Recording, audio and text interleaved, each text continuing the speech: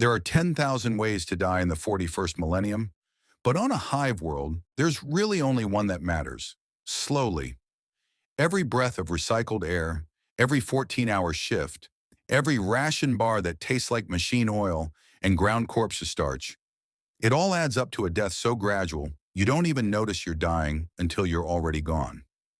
My name is Cale Voss, and I'm a factory worker on Morty and Quintus, a hive world where 16 billion souls live stacked on top of each other like ammunition in a magazine. I've never seen the sky. I've never felt natural sunlight on my skin. The closest I've come to open air is standing near a ventilation duct when the fans kick in, and even then, all I taste is the sulfurous burn of the lower foundries mixing with the chemical tang of the upper refineries. If you're watching this from some paradise world, some agri-settlement where you can actually see stars at night, then count your blessings to the God Emperor and hit that subscribe button. Because the stories from the Dark Millennium need to be told, and the Emperor protects those who bear witness to the truth of his Imperium. I live in Hab Block Gamma 77, level 243. My sleep pod is 2 meters long, 1 meter wide, and barely tall enough to sit up in. I share a communal washroom with 300 other workers, and we get exactly 6 minutes of water per day. Recycled, of course, purified through filters that haven't been changed in decades. The water tastes like rust and desperation, but you drink it anyway because dehydration on a factory floor means mistakes, and mistakes mean punishment. The wall-mounted chrono blinks 0447 in sickly green numbers, 13 minutes until my shift begins.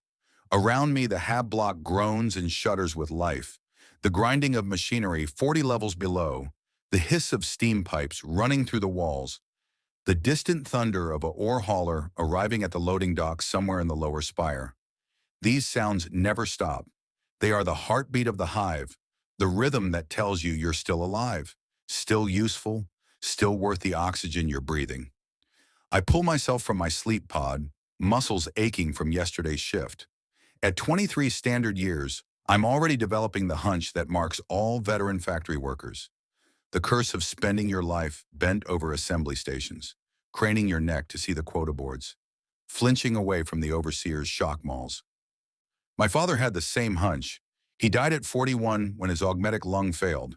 They didn't even stop the line to remove his body. The Hab block's communal area is already filling with workers from the morning shift. We don't speak much. There's nothing to say that hasn't been said a million times before. Instead, we shuffle toward the dispensary where a bored servitor distributes our morning rations. 1 protein bar, 1 stem wafer, 1 cup of recaf so bitter it makes your teeth hurt. The protein bar has the texture of compressed sawdust and tastes vaguely of rendered fat. The stem wafer dissolves on your tongue with a chemical burn that snaps your nervous system to attention. The recaf is the only mercy. It's hot at least, even if it tastes like machine oil. I eat standing up, watching the other workers. There's Javen Cross, 20 years older than me, with burn scars covering half his face from an accident with a plasma welder. There's Mira Holt, who lost 2 fingers to a stamping press but kept working because medical discharge means transfer to the reclamation districts, and nobody comes back from there. There's young Peter, barely 16, who still has hope in his eyes. Give him 6 months, and that'll be gone too. The klaxon sounds at 05 Wassered exactly, the harsh blare echoing through the Hab block like the scream of a dying animal. We move as one, a river of gray uniforms and dead eyes, flowing toward the transit lifts that will carry us down into the bowels of the hive, down to where the real work happens. The lift is a cage of rusted metal, packed so tight you can't move your arms, can't even breathe without tasting someone else's exhaled air. The operator is a servitor, its human parts long since replaced by cogitator circuits and piston-driven limbs. It doesn't acknowledge us as it throws the lever, and the lift begins its descent with a shriek of metal on metal that makes your teeth ache. We drop past level 240, where the textile manufacturers process uniforms for the Imperial Guard regiments being raised in the upper hive. Past level 235, where the food processing plants turn bulk protein shipments into the ration bars that keep us alive. Past level 230, where the water reclamation systems churn endlessly, filtering and refiltering the same moisture that's been circulating through this hive for 10,000 years. The temperature rises with every level. By level 220, sweat is already soaking through my work coveralls. By level 210, the air is so thick with heat and humidity that breathing feels like drowning. The other workers' faces are blank, expressionless. This is normal. This is expected. This is life in the Imperium of Man. At level 201, the lift shutters to a stop. The gate crashes open and we pour out into the foundry district like water from a broken pipe. The noise hits you first, the thunderous hammer fall of stamping presses, the shriek of metal being cut, the roar of furnaces that burn hot enough to liquefy adamantium. Then the heat, a physical wall that makes your skin prickle and your lungs seize. Then the smell, hot metal, chemical coolant, human sweat, and underneath it all, the faint, sweet rot stench of flesh that got too close to machinery. Welcome to Manufacturum Complex 47, where we make the bullets that feed the Emperor's endless wars. Where every shift is a battle against exhaustion, against quotas, against the cruel mathematics of imperial production that say your life is worth exactly as much as you can produce, and not one bit more. I take my place on Assembly Line 47 Theta, Station 63, where I will spend the next 14 hours of my life. Around me, 10,000 other workers take their positions. Above us, the quota board flickers to life, displaying today's production targets in numbers so large they're meaningless. The shift whistle blows. The line starts moving. And I begin to die slowly, one bullet casing at a time. The elevator that brought us down wasn't the worst part of the descent. That comes now as we file through the access ways toward our assigned stations. Passing through security checkpoints where armed enforcers scan our work identification chips embedded beneath the skin of our left wrists. The scanner beeps green for most of us, cleared for another day of loyal service. Occasionally it beeps red, and you watch as enforcers drag some poor soul away, screaming about mistakes, about false readings, about how they've never missed a shift in 15 years. No one helps them. No one even looks. The corridors leading to Manufactorum Complex 47 are narrow, barely wide enough for two people to pass. The walls are covered in layers of grime so thick you can't see the original metal underneath. Pipes run along the ceiling, dripping condensation that hisses when it hits the hot floor plates. Emergency lighting strips cast everything in a sickly yellow glow that makes everyone look diseased, malnourished, already dead. Every 50 meters there's a propaganda poster. The Emperor's golden face stares down at us, surrounded by slogans in high Gothic that most workers can't even read. Production is prayer. Your labor feeds the Imperium. The faithful work until death. Beneath them, someone has scratched crude counter messages into the metal.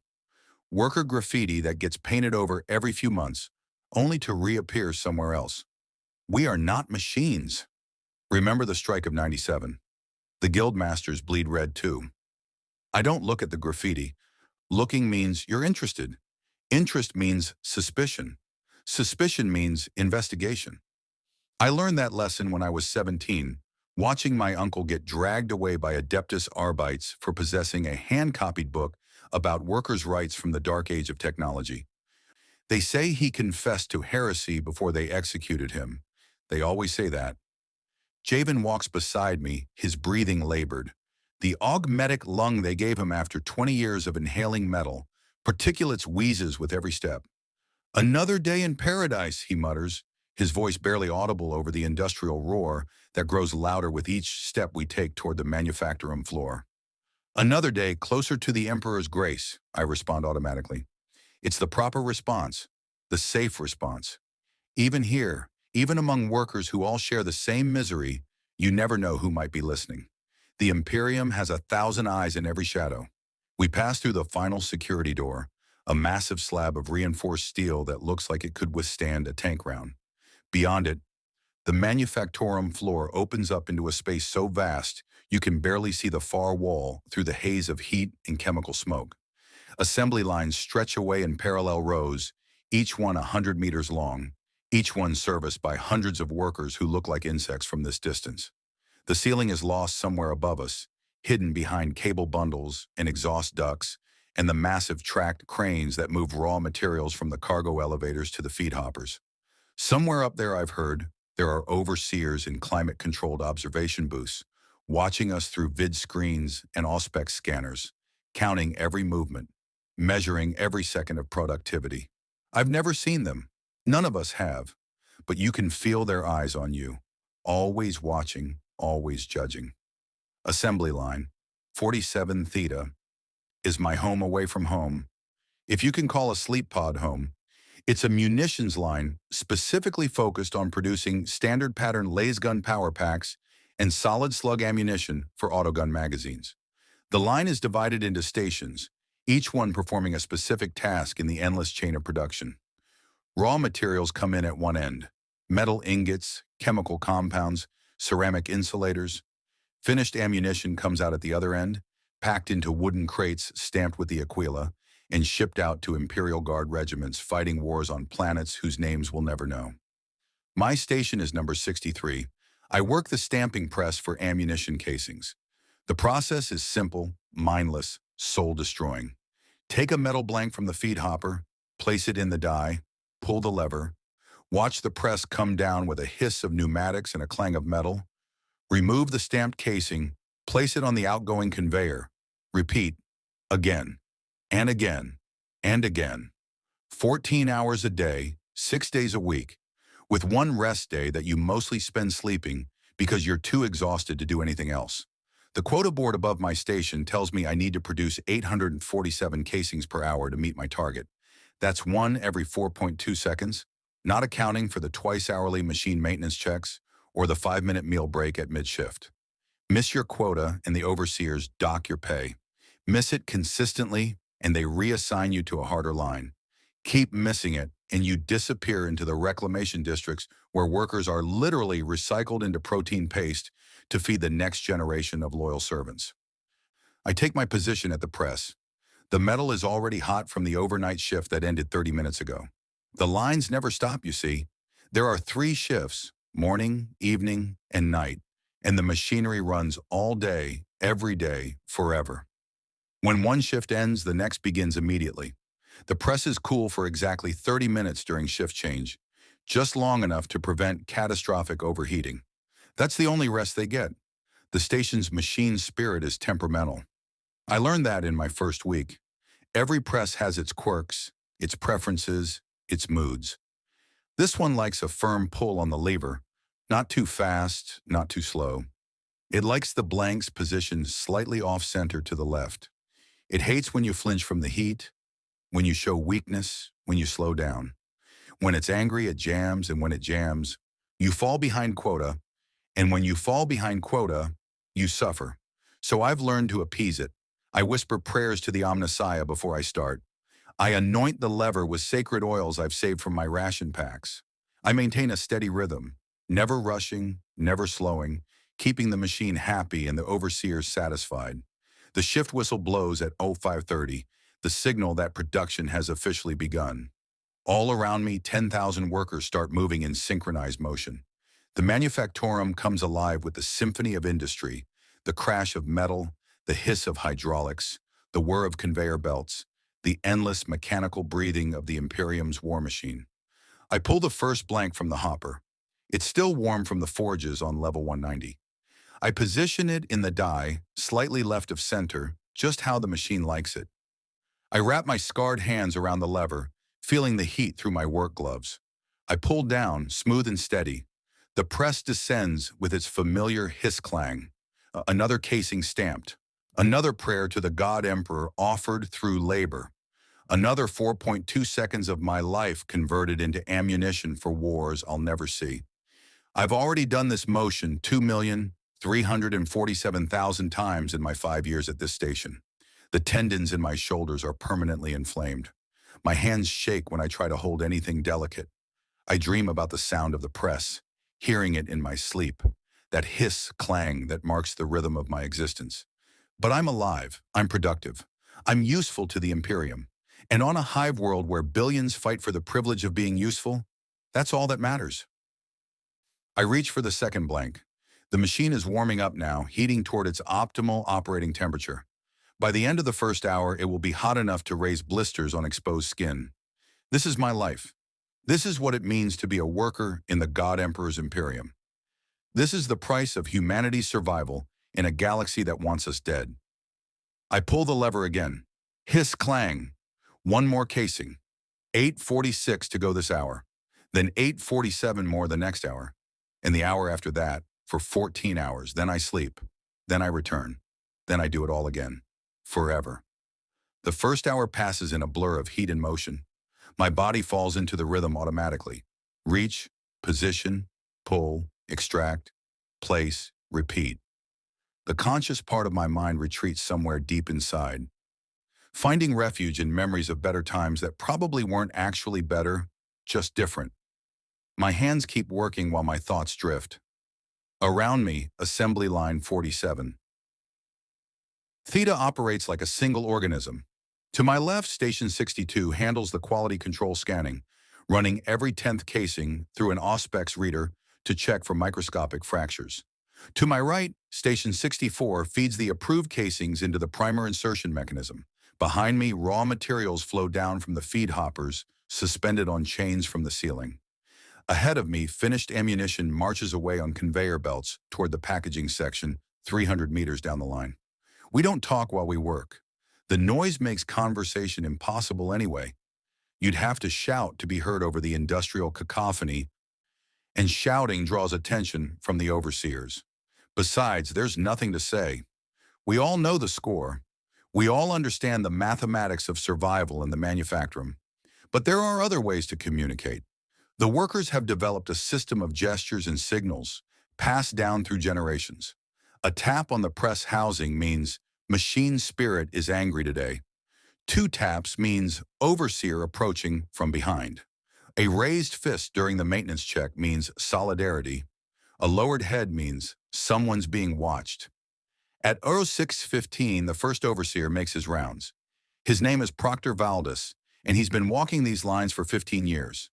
He's not Adeptus Mechanicus, not tech priest enough to have earned those red robes, but he wears the cog-tooth symbol of the cult Mechanicus on his chest, a reminder that he serves the machine god and the manufacturum's production quotas with equal devotion. Valdis carries a data slate in his left hand and a shock maul in his right. The data slate tracks our individual production numbers in real time, fed by the counters built into each station. The shock maul is for workers who fall behind, who show weakness, who need motivation. I felt it once 3 years ago when I was still learning the rhythm and missed my hourly quota by 17 casings. The pain was indescribable, every nerve in your body lighting up at once, your muscles seizing, your bladder releasing. They don't stop the line for discipline. They just shock you and expect you to keep working through it. I don't look at Valdis as he passes behind my station. Looking is a sign of guilt. Instead, I keep my eyes on my work, my movements steady and mechanical. I hear him pause, the clicking of his augmetic leg stopping right behind me. My stomach clenches. I review the last hour in my mind, trying to figure out what I did wrong, what infractions I might have committed. Station 63, his voice is amplified by a voxcaster built into his throat, making it echo with mechanical authority. Production rate, 851 casings, first hour, acceptable. 2 minor positioning errors logged by quality control. This is your warning. He moves on without waiting for acknowledgement. 2 positioning errors. That means 2 casings out of my 851 weren't perfectly centered when I placed them in the die. They passed quality control. They're still usable ammunition. But they weren't perfect. The machine spirit of the quality control Auspex noticed, and now it's on my record. 3 warnings in a month means docked pay. 5 means reassignment. I force my hands to stay steady as I reach for the next blank. My rhythm had faltered for just a moment when Valdis spoke, and now I'm 3 seconds behind pace. I need to make that up over the next few cycles, or I'll miss my second hour quota. Reach, position, pull, extract, place. Faster now, but not so fast that I make more mistakes. The press is fully heated now, radiating warmth that turns my work gloves dark with sweat. My coveralls are soaked through, sticking to my back and chest. The air temperature at the floor level must be pushing 45 degrees Celsius, and it's only going to get hotter as the day progresses. At 07 Shakur, the mid-morning stim break occurs. It's not a real break. You don't stop working. But servitors move through the lines with injector wands, administering a dose of combat stimulants to keep workers alert and productive. The chemicals are military grade, the same compounds given to Imperial Guard troopers before major assaults. They sharpen your focus, suppress your appetite, override your body's exhaustion signals, and keep you moving at optimal efficiency. They also take years off your life expectancy, but that's not something the manufactorum managers worry about. Life expectancy for a factory worker on Morty and Quintus is 34 standard years. I'm 23. I've got 11 years left, statistically speaking, before my heart gives out or my liver fails, or I make one too many mistakes and get transferred to reclamation. The servitor reaches my station, a grotesque thing that was once human, but is now more machine than flesh. Its face has been replaced with a blank metal plate. Its arms are multi-jointed appendages ending in various tools and attachments. One of those attachments is the injector wand, a needle the length of my finger that it drives into the side of my neck without ceremony or gentleness. The stem hits my system like a lightning bolt. My vision sharpens. My exhaustion vanishes, replaced by artificial energy that makes my hands move faster, makes the heat bearable, makes everything feel possible. This is what the Emperor's soldiers feel before they charge into enemy fire, I think. This chemical courage, this manufactured determination. The servitor moves on to Station 64. I don't watch it go. I'm already working faster. My enhanced reflexes allowing me to process blanks at a rate of 1 every 3.8 seconds instead of 4.2. I'll pay for this later. The stim crash at end of shift is brutal, but right now I can make up those positioning errors, can pad my quota numbers, can maybe avoid another warning. Beside me at Station 62, I hear Javen start coughing. It's the deep, wet cough that means his augmetic lung is failing again. He's been getting worse lately. The cheap Imperial bionics breaking down faster than the Mechanicus tech priests can repair them. But he doesn't stop working. None of us do. You work until you literally cannot work anymore, and then they carry you away and slot in your replacement. The morning grinds on. Order 8 hour passes. Earn 9 hour passes. The heat becomes unbearable. A physical presence that presses down on you like a weighted blanket made of fire. Workers start collapsing. I count 3 in my visual range, dragged away by servitors while their stations are immediately filled by replacements pulled from the reserve pool. The manufactorum doesn't stop. The machines don't care. The war effort needs ammunition, and individual human suffering is irrelevant in the face of that need. At row 930, something changes. I notice it first as a vibration in the floor, a rhythm that's slightly off from the normal industrial tremor. Then I hear it, a grinding sound from deeper in the manufactorum, metal on metal in a pattern that shouldn't exist. Other workers notice too. Heads turn just slightly, just enough to track the sound without overtly looking. The assembly line itself begins to shudder. My press develops a new noise, a clicking that interrupts its normal hiss-clang rhythm. This is bad. Machine spirits don't change their patterns without reason, and when they do, it usually means something is catastrophically wrong. Valdis appears, moving faster than I've ever seen him move, his augmetic leg pumping at double speed. He's speaking into a Vox unit, calling for tech priests, for Mechanicus engineers, for someone who can diagnose what's happening before production falls behind schedule. But I know what's coming. We all do. Some instinct bred into factory workers over generations tells us when the machines are about to fail. And when machines fail in a manufacturing, people die. The press at Station 71, 8 positions down from mine, makes a sound like a dying animal. A shriek of tortured metal that rises above even the ambient industrial roar.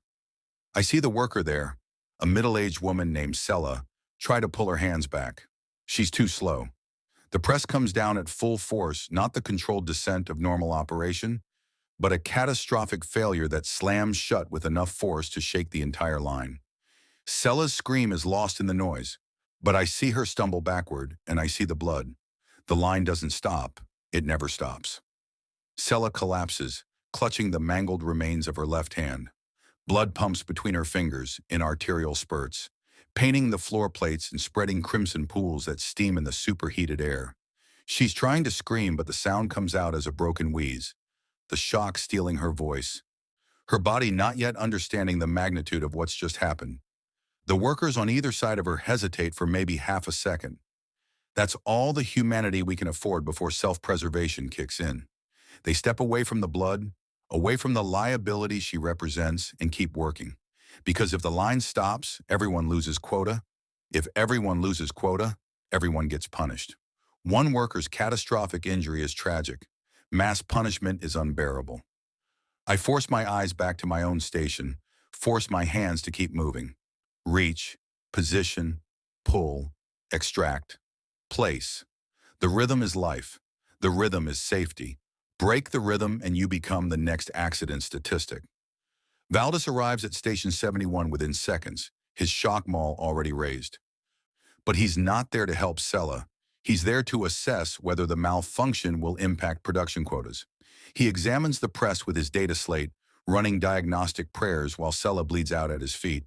His Voxcaster crackles. Station 71, press malfunction, mechanical failure in hydraulic governor. Machine spirit requires appeasement and recalibration. Only then does he look down at Sella. Medical servitor to Station 71. Worker casualty. Prep replacement from reserve pool. Two servitors arrive within a minute. One is medical. It grabs Sella under the arms and drags her away, leaving a smeared trail of blood across the floor. She's still conscious, still trying to speak, but the servitor doesn't acknowledge her humanity. To it, she's just malfunctioning biological material that needs processing. The other servitor immediately begins cleaning the blood with chemical solvents that hiss and bubble when they hit the hot metal. Before Sella has even been dragged around the corner, her replacement arrives. His name is Javen Cross. I watch from Station 63 as Javen is marched to Station 71 by an overseer I don't recognize. Javen's face is gray, his breathing labored even before he starts working. His augmetic lung wheezes audibly even over the manufacturing noise. He's 43 years old, which makes him ancient by factory standards. He should be on one of the lighter lines, should be winding down toward retirement, if they even allow retirement, which I've never actually seen happen. But Sella's injury means Station 71 needs a body, and Javen was pulled from Station 62's quality control position because warm bodies are interchangeable in the Imperium's calculus. Station 71 online in 30 seconds, Valdis announces through his Voxcaster. A tech priest has appeared, a junior one, barely more than an acolyte, his robes still mostly flesh-colored, rather than the crimson of full ordination. He mutters prayers in binary cant, anointing the press with sacred oils, appeasing the machine spirit that has just tasted human blood. Javen takes his position. His hands are shaking. I can see it even from here, the tremor of a man who knows he's been given a death sentence, but has no choice but to accept it.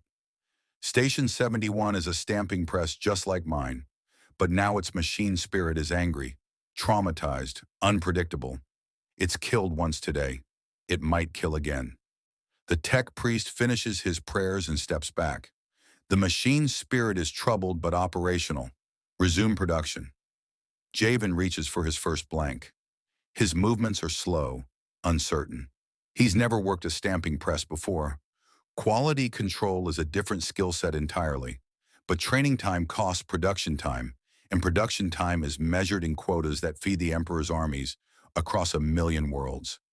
So Javen will learn by doing, and if he fails, there are 3 billion other workers in this hive who can replace him. I watch him position the blank in the die. It's crooked, badly centered. I want to shout a warning, but I can't. Drawing attention to another worker's mistakes makes you complicit in their failure. Instead, I focus on my own station, my own rhythm, my own survival. Javen pulls the lever. The press comes down with that same mechanical hiss, clang, but there's something wrong in the sound, something off in the timing. The blank was poorly positioned, and when the press hits it, metal shears at an angle, sending a fragment of superheated steel spinning off like shrapnel. It misses Javen's face by centimeters, embedding itself in the support column behind him with a sound like a gunshot. Javen stumbles backward, his augmetic lung wheezing in panic. The overseer appears instantly, shock maul raised. Station 71, maintain position, maintain rhythm. Javen forces himself back to the press, his hands shaking worse now. He's afraid. We're all afraid all the time, but usually we can bury it deep enough to function. Javen's fear is right on the surface now, naked and obvious. And fear makes mistakes. Mistakes make accidents. Accidents make corpses. He reaches for another blank. This one he positions better. Still not perfect, but adequate. He pulls the lever with more confidence. The press descends normally. Extract, place on conveyor, reach for the next blank. He's finding the rhythm, adapting despite the terror. But his augmetic lung is failing. I can hear it from here, the wheeze becoming a rattle, like gravel being shaken in a metal can. Every breath is a struggle. The heat at floor level is overwhelming. It was bad enough at quality control where he had some distance from the presses. But here, directly in front of an active stamping station, the temperature must be pushing 50 degrees Celsius. Javen's face is red, sweat pouring down in sheets. His movements are getting slower. I check the quota board above Station 71. He's already falling behind, producing at maybe 75% of the required rate. That's a warning. If he doesn't speed up, it becomes a shock maul correction. If he still doesn't speed up after that, it becomes reassignment or worse. I want to help him. We used to take meal breaks together, back before I got moved to the stamping section. He told me about his daughter once, a little girl named Sarah who works in the textile manufacturers on level 235. He was saving up credits to buy her into a better position, maybe even get her certified for administrative work, where the air is cleaner and the hours are shorter. But I can't help him. Helping means slowing my own production. Slowing my production means missing my quota. Missing my quota means both of us suffer. That's how the system works. That's how it keeps us isolated, keeps us from organizing, keeps us from remembering that together we might be stronger than the overseers and their shock mauls. At 10:15, during the second mid-morning stim injection round, Javen collapses. His augmetic lung makes a sound like tearing fabric. And then he's on his knees, clutching his chest, trying to breathe through a piece of machinery that's just catastrophically failed. His lips are turning blue. His eyes are wide with terror and the certain knowledge of death. The medical servitor that had just injected him with stimulants pivots smoothly, assessing the new situation. Its ocular sensors zoom in on Javen's heaving chest, processing diagnostic information. Then it speaks in a flat, mechanical voice that echoes across the manufacturing floor. Biological component failure, augmetic lung malfunction, subject viability 14.3%. Medical intervention cost exceeds productivity value, recommending immediate replacement and biological recycling. Javen is still alive when they drag him away. His fingers claw at the floor plates, leaving scratch marks in the grime. His mouth moves, forming words I can't hear. Maybe prayers, maybe his daughter's name, maybe just wordless protests against the unfairness of a galaxy that grinds up human lives and calls it necessary. The blood from Sella's accident has been cleaned away, but I can still see the stain. The chemical solvents don't completely erase it. Nothing in this hive is ever truly clean, just like nothing is ever truly new. We're all recycled materials here, human components being used up and replaced over and over, forever. Station 71 sits empty for exactly 45 seconds before the next replacement arrives. This one is younger, maybe 19, with the vacant look of someone pulled from the reserve pool. He takes his position without being told. He's been trained for this, prepared for the inevitability of it. The line never stops. The war effort needs ammunition. Individual lives are meaningless in the face of that mathematical reality. I pull my lever. Hiss clang. Another casing. Another prayer through labor. Another moment of survival purchased with compliance. Beside me in what used to be Javen's quality control station, a new worker has already been slotted in. I don't know their name. I won't learn it. Learning names means forming attachments, and attachments hurt when they're inevitably torn away. The quota board updates.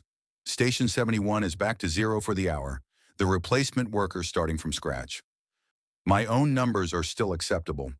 4,247 casings in the first 5 hours. I'm on pace. I'm surviving. That's all that matters in the Imperium of Man. Survive long enough to be useful. Be useful long enough to earn your next meal. Eat your next meal so you can survive long enough to be useful again. It's not a life. It's not even really existence. It's just the slow process of dying while remaining productive. And somewhere, on some distant battlefield, a soldier will load one of my casings into their weapon and fire it at an enemy I'll never see, fighting a war I'll never understand, all in service to an emperor who sits rotting on a golden throne while we bleed and break in the forges below.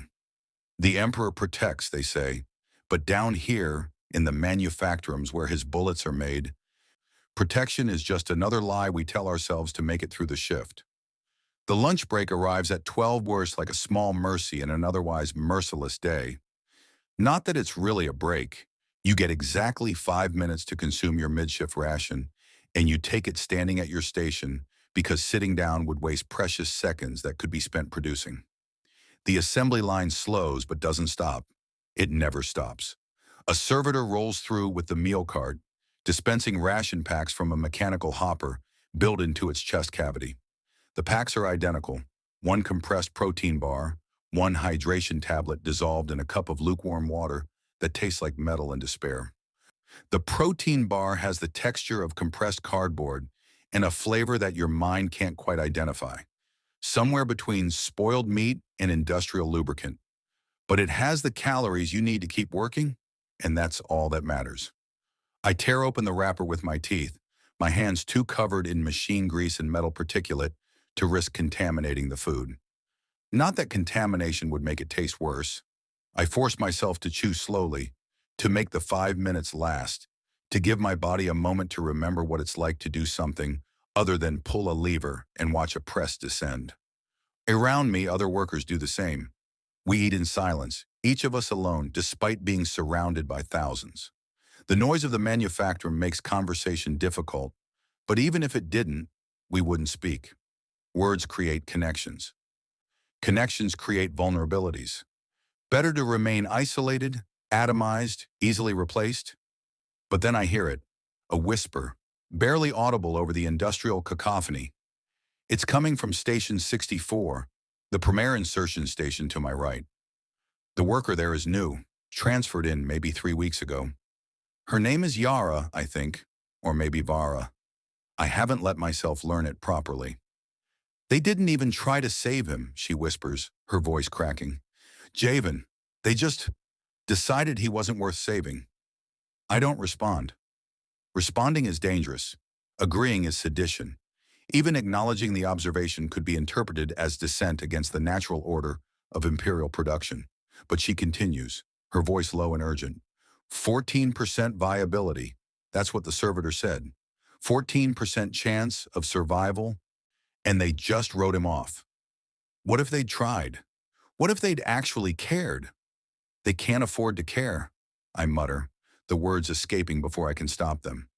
Medical intervention costs resources. Resources need justification.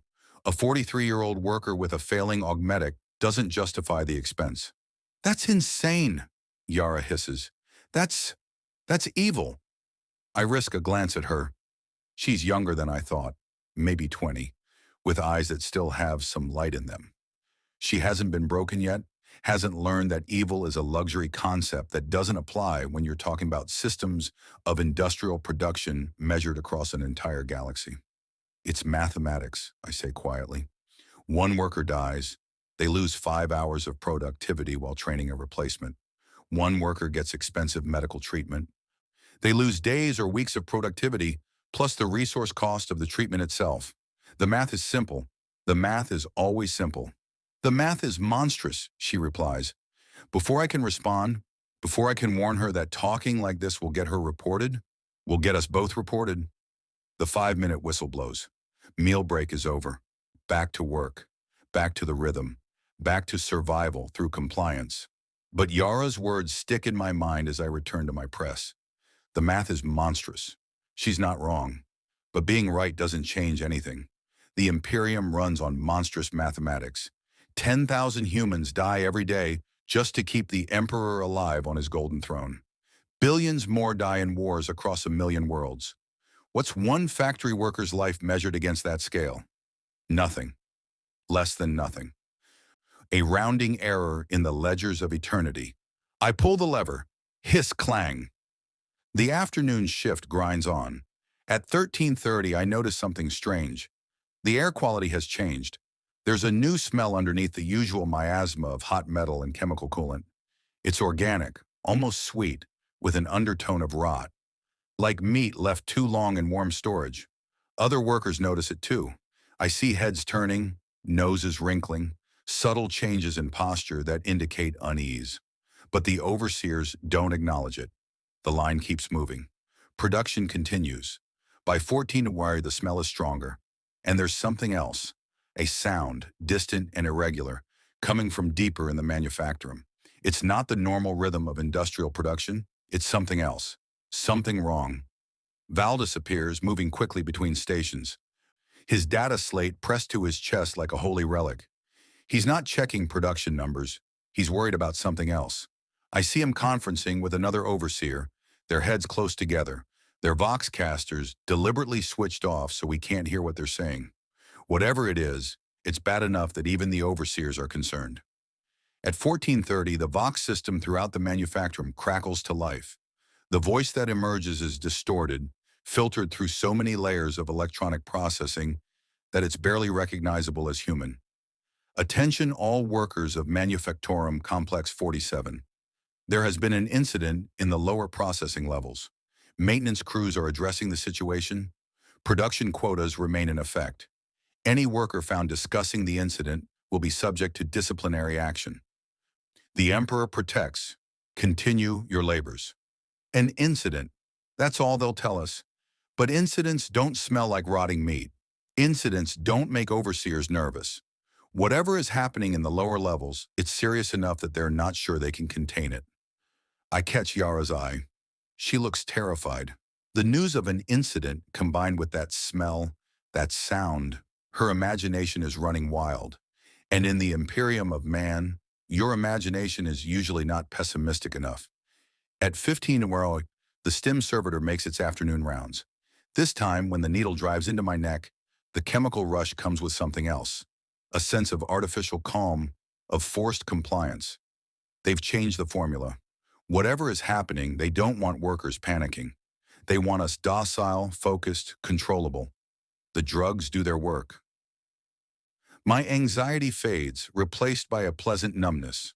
My hands keep moving, faster now, more efficient. I'm a good worker, a productive worker, a loyal servant of the God Emperor. These are the only thoughts the stims allow me to have, but even through the chemical haze, I can still smell it. That sweet rot stench is getting stronger, and the sound, that irregular rhythm from the lower levels, is getting closer. At 16 around, I see the first refugee from the lower processing levels. He's running, which is forbidden in the Manufactorum. Running means panic. Panic means disruption. Disruption means production losses. But he's running anyway, his face a mask of absolute terror, his coveralls torn and stained with something dark. He makes it maybe 50 meters before the overseers catch him. Shock mauls come down, and he goes down screaming. They drag him away, still convulsing, while the Vox system repeats its message. Remain at your stations. Continue production. The Emperor protects. More workers appear from the access corridors, fleeing from something. Not all of them are running. Some are walking quickly, trying to maintain the appearance of compliance while clearly desperate to get away from whatever is happening below. The overseers intercept them, herding them back toward their assigned sections. Shock mauls raise threateningly. And then I see it. Through the heat haze and chemical smoke, emerging from one of the lower-level access corridors, I see movement. At first I think it's another servitor. The shape is wrong for a human. Too many limbs moving in a scuttling motion that's insectile and disturbing. But it's not a servitor. It has a human torso. But that's where the resemblance to humanity ends. 4 arms, each ending in hands that have too many fingers. A head that's slightly too large, with features that are almost right but subtly wrong in ways that make my stomach clench. Pale skin with a grayish-purple undertone. And its eyes are black from edge to edge, reflecting the manufacturum lights with an oil-slick sheen. The stims in my system try to suppress my horror, try to force calm and compliance. But even through the chemical restraint, I feel ice-cold terror flooding through my veins. Behind the thing, more movement, more shapes, emerging from the darkness of the lower levels. A tide of wrong-shaped bodies, human and not human, familiar and corrupted. The Vox system crackles again, and this time there's undisguised panic in the filtered voice. Security alert. Seal all access points to lower levels. Armed response teams to Manufactorum Complex 47. All workers remain at stations. This is not a drill. But workers are already breaking, abandoning their positions, running for the exits. The overseers try to maintain order, shock malls swinging, but there are too many people, too much fear, and those things are getting closer. I stand frozen at Station 63, my hands still on the press lever, my mind trying to process what I'm seeing through the haze of compliance drugs. Every instinct screams at me to run. But run where? The manufacturum is deep in the hive, hundreds of levels below the surface. There's nowhere to go, nowhere that's safe. Yara grabs my arm. "Move!" she shouts, her voice cutting through my drug-induced stupor. "We have to move!" And finally, my body responds. I abandon my station, abandoning the rhythm that's defined my existence for 5 years, and I run. Behind us, the things from the lower levels pour into Manufactorum Complex 47, and the screaming begins. The first lesson you learn as a factory worker is that running gets you punished. The second lesson is that sometimes punishment is preferable to death. Yar and I join the flood of workers pouring toward the emergency exits, a panicked mass of gray coveralls and terrified faces. Behind us, the screaming intensifies. Not the sharp, sudden screams of industrial accidents, but prolonged howls of agony that speak of something far worse than crushed limbs or seared flesh.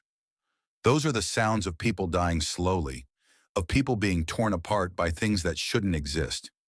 The emergency exit is a reinforced bulkhead door 50 meters away, marked with the Aquila and the words "Authorized personnel only" in faded high Gothic script. Under normal circumstances, attempting to use it would result in immediate disciplinary action. But these aren't normal circumstances. The door is sealed. Of course it's sealed. Emergency exits in Imperial facilities aren't for the workers. They're to contain the workers in case of riot or insurrection. We're not being protected. We're being trapped. The crowd presses against the door, hundreds of bodies crushing together, fists pounding on the metal, voices raised in desperate pleas. Some people are praying to the Emperor. Others are simply screaming. A few are trying to override the door's locking mechanism with tools scavenged from their workstations. But Imperial security doors aren't designed to be opened from the inside without proper authorization codes. I scan the area, my stim-enhanced mind cutting through the panic to assess options.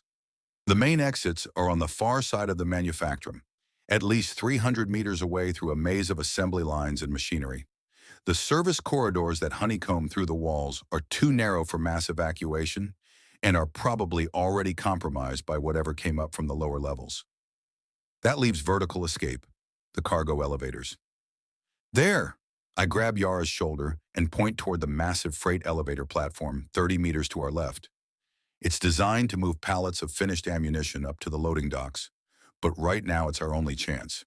We break away from the crowd at the sealed door, running along the edge of Assembly Line 47 Theta. I pass my own station, Station 63, and for a moment my hand twitches toward the lever, muscle memory so ingrained that even in the midst of catastrophe, I want to complete the motion. Reach, position, pull, extract, place. The rhythm that defined 5 years of my life. A shadow moves to my right. One of the things from the lower levels is climbing over the assembly line machinery with unnatural grace. Up close, it's even more horrifying than I first thought. The extra arms aren't grafted on like crude augmetics. They're grown, part of its body, moving with coordinated precision that speaks of some terrible biological redesign. Its face is almost human, but the proportions are wrong. The jaw slightly too wide, the skull elongated in ways that human anatomy doesn't allow. It sees me. Its black eyes focus with predatory intensity, and its mouth opens to reveal too many teeth arranged in concentric rows like a shark's. It makes a sound, not quite a hiss, not quite a growl, but something that vibrates in frequencies that make my bones ache. Yara screams. The thing launches itself from the machinery directly at us. Training takes over. 5 years of dodging around heavy equipment, of maintaining situational awareness on a factory floor, where a moment's inattention means death. It all crystallizes into instant reaction. I grab Yara and throw both of us sideways, rolling across the floor plates as the creature lands where we'd been standing.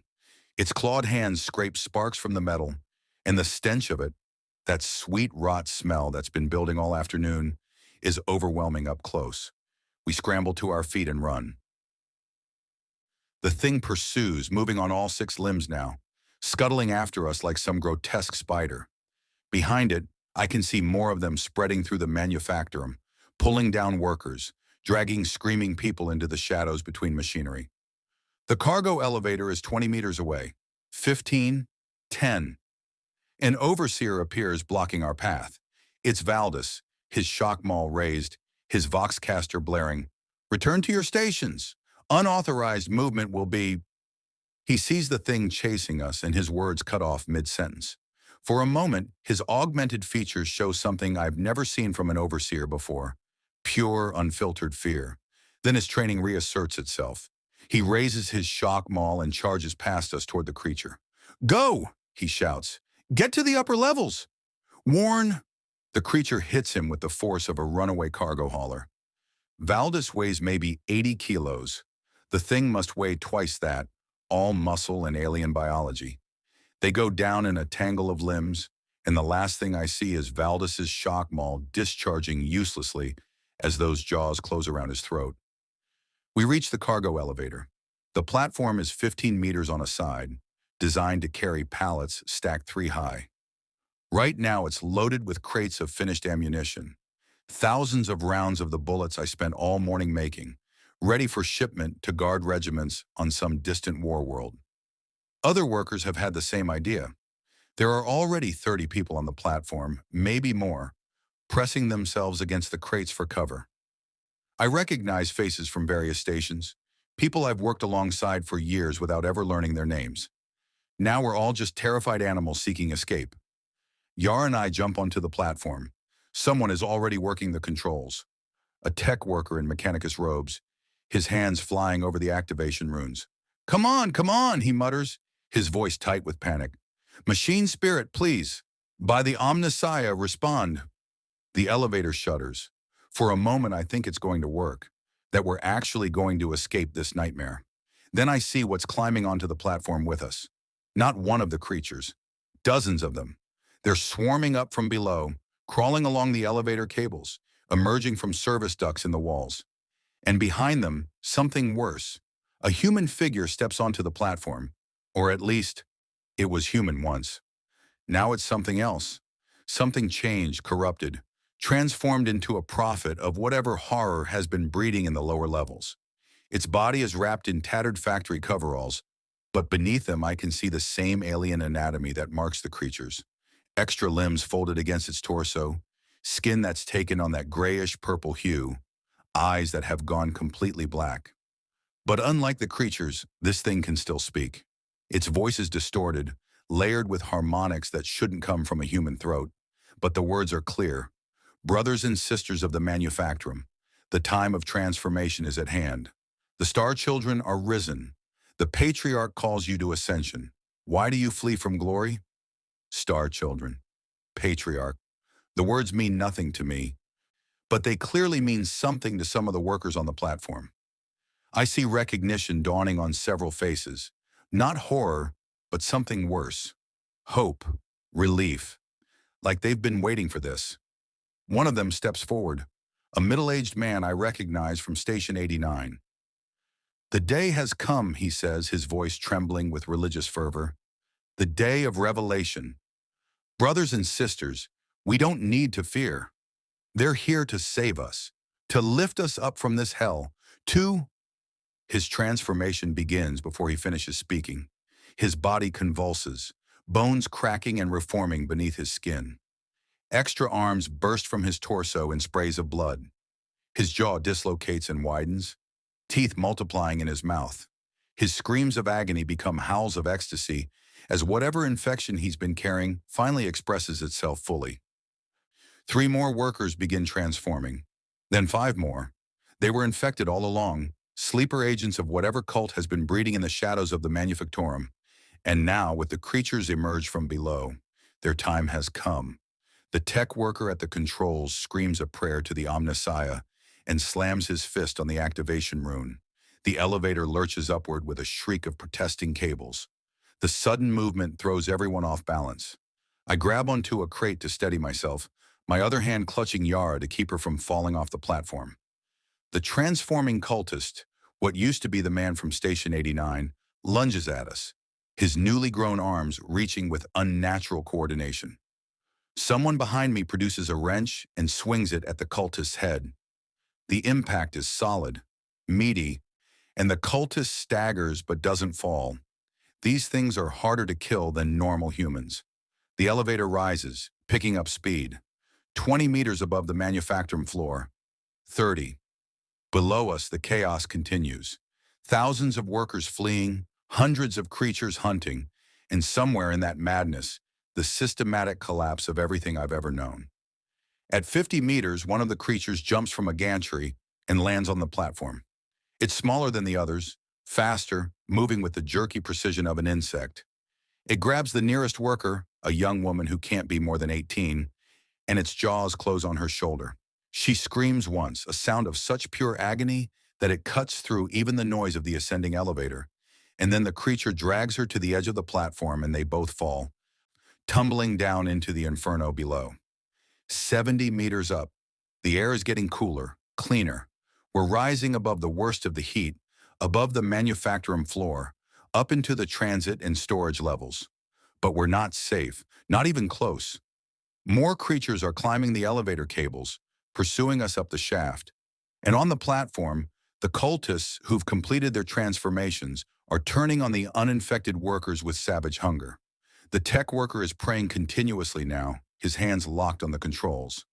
Omnissiah preserve us, machine.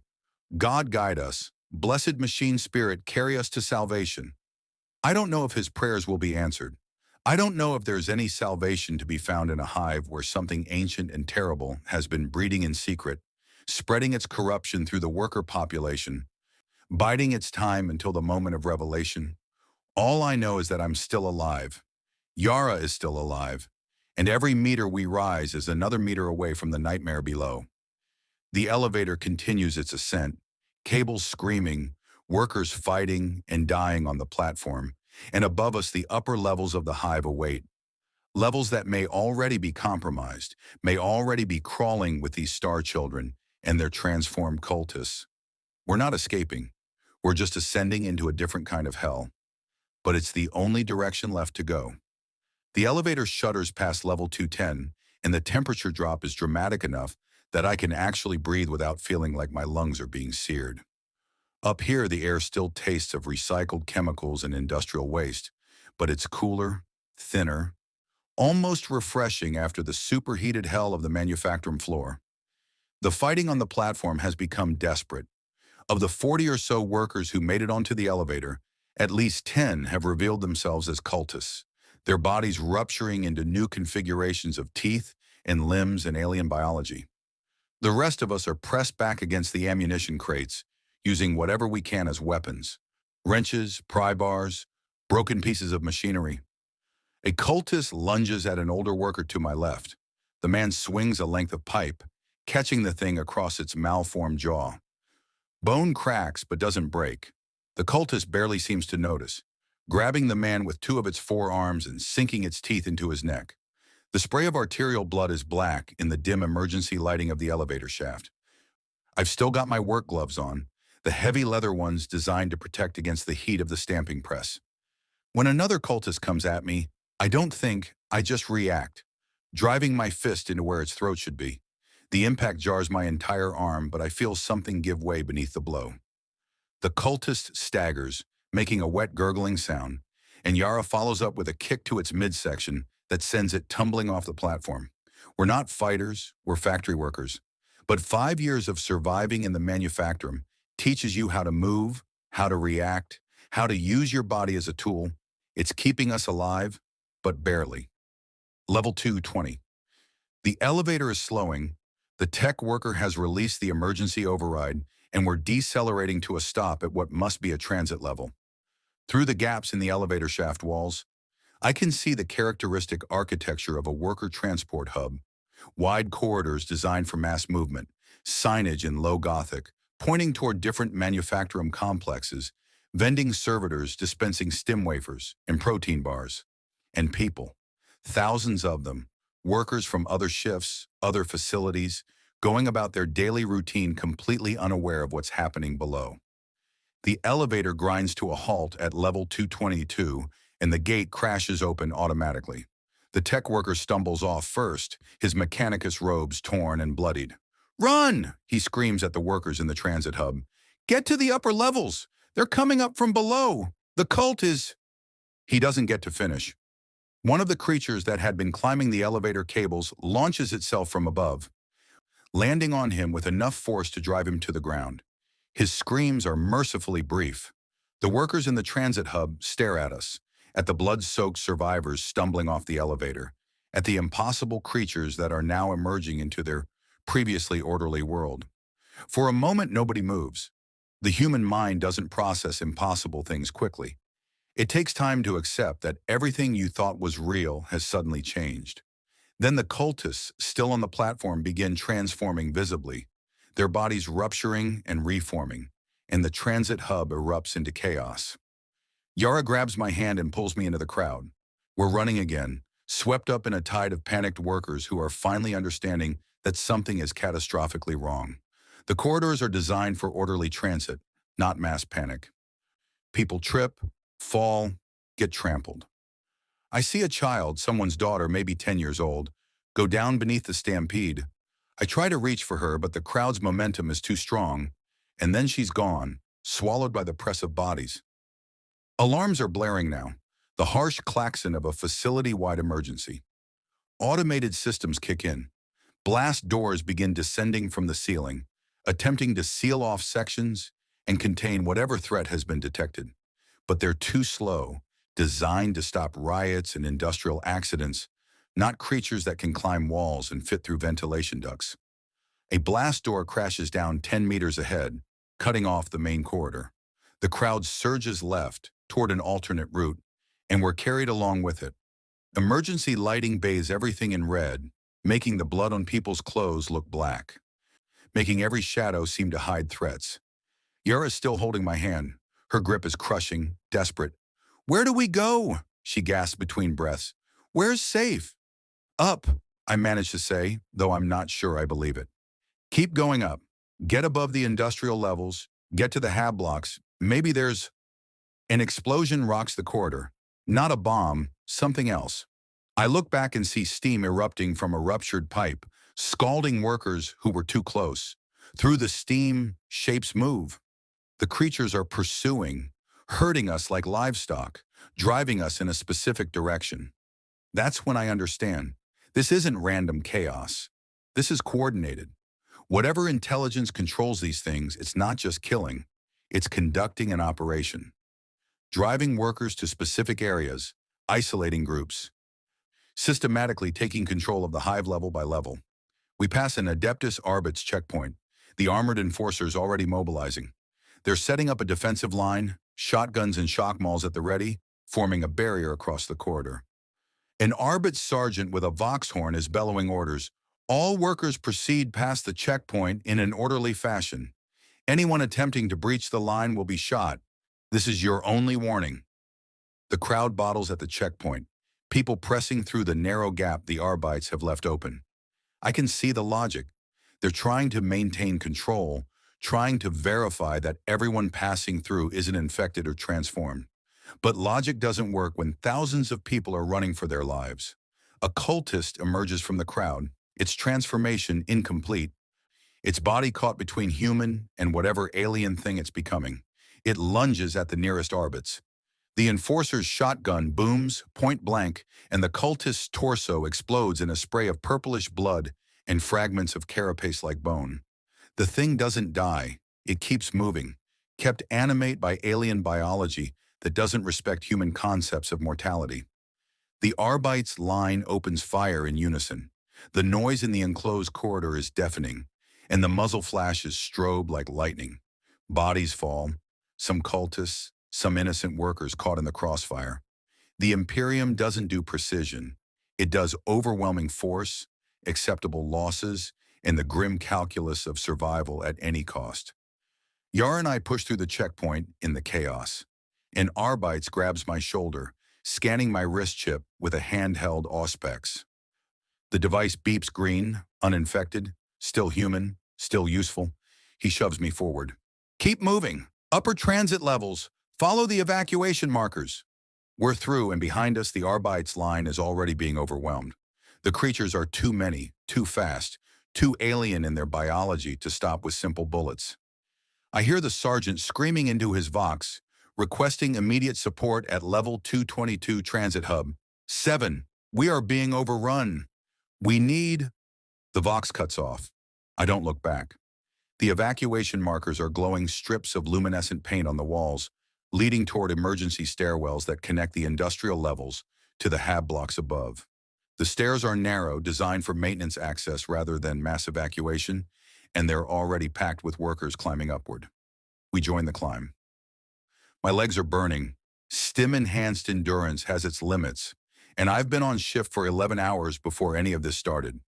Around me, people are collapsing from exhaustion, from injuries, from the simple biological impossibility of maintaining panic-level exertion for this long. Those who fall are left behind. There's no room for mercy in the stairwell, no space for humanity, just the animal imperative to climb, to ascend, to survive. Level 230, level 240, level 250. Each level we pass, I see evidence that the infection has spread further than I imagined. Cultist symbols scratched into walls, alien glyphs that hurt to look at, that seem to writhe in your peripheral vision. Abandoned workstations with evidence of transformation, bloodstains, shed skin, clothing torn from the inside out. This wasn't a sudden uprising. This has been building for years, maybe decades. The cult has been here all along, hiding among us, wearing human faces while something alien grew inside them. And I never noticed. None of us did. We were too focused on quotas and survival and the grinding daily horror of factory life to see the deeper horror breeding in the shadows. At level 260, we emerge into a hab block level. It should be quieter here, safer, away from the industrial chaos below. But the first thing I see tells me otherwise. Bodies in the corridors, dozens of them, families, their sleep pods torn open, killed in their rest. And on the walls, painted in blood, a message in low Gothic that everyone can read. The star children rise, the patriarch calls, ascension is inevitable. Yara makes a sound halfway between a sob and a scream. They're already here. They're everywhere. There's nowhere. Keep moving, I tell her, though my own hope is evaporating. We keep moving until we can't move anymore. We step over the bodies, trying not to look at their faces, trying not to imagine what their last moments were like. The hab blocks are a maze of corridors and sleep pod clusters, designed to pack maximum human density into minimum space. Perfect for an ambush, perfect for a slaughter. Movement ahead. I freeze, raising my fists in a pathetic defensive gesture. A figure emerges from a side corridor, and for a moment I think it's another cultist. But it's human, completely, recognizably human. A woman in the robes of an ecclesiarchy preacher, clutching a copy of the Imperial Creed, her eyes wild with zealous fervor. Behind her, maybe 24 survivors, workers, children, elderly residents of the hab block. The faithful, she screams when she sees us. The Emperor protects the faithful. Join us. We go to the Cathedral of the Golden Light on level 300. Salvation awaits those who believe. I don't know if there's actually salvation there. I don't know if belief in the Emperor will protect us from Xenos creatures bred in the darkness of the Hive. But it's a destination. It's a purpose. And right now, that's enough. Yara looks at me. I nod. We join the preacher's group, adding our bloodied, exhausted bodies to her desperate flock. And we continue climbing, toward level 300, toward a cathedral I've never seen, toward whatever fate awaits us in the upper reaches of the Hive. Behind us, below us, throughout the entire Manufactorum district, the Star Children continue their inexorable rise. The preacher's name is Sister Callista, and she leads us through the hab-block corridors like a general directing troops through a war zone. Her faith seems to give her a clarity the rest of us lack. While we stumble and flinch at every sound, she strides forward with absolute conviction, her voice raised in constant prayer that echoes off the metal walls. The Emperor protects the faithful. His light guides us through darkness. Fear not the Xenos, fear not the heretic, for we walk in his shadow and no evil shall prevail against his chosen. I don't share her certainty, but I follow anyway. What else is there to do? Our group has swelled to maybe 40 people now, picking up survivors as we climb. There are factory workers like Yara and myself, still in our blood-stained coveralls. There are families, parents clutching children who are too young to understand what's happening, too old to be carried but too frightened to walk without being dragged. There's an old man who claims to be a former Imperial Guard veteran, his hands shaking but his eyes sharp, constantly scanning for threats. There's a young couple who won't let go of each other, their fingers intertwined so tightly their knuckles have gone white. We're all that's left of however many thousands worked and lived in the lower levels. Maybe we're the lucky ones. Or maybe we're just the ones whose deaths have been delayed. At level 270, we pass through a section where the lights are still functioning normally, not the red emergency glow that's marked our ascent so far. For a moment, it feels almost normal, just another corridor in the Hive, just another day of existence in the Imperium of Man. Then we see the cafeteria. It must have been mealtime when the uprising began. The tables are still set with half-eaten ration packs, cups of recaf gone cold. But there are no bodies, no signs of violence, just empty chairs and abandoned meals, as if everyone simply stood up and walked away mid-bite.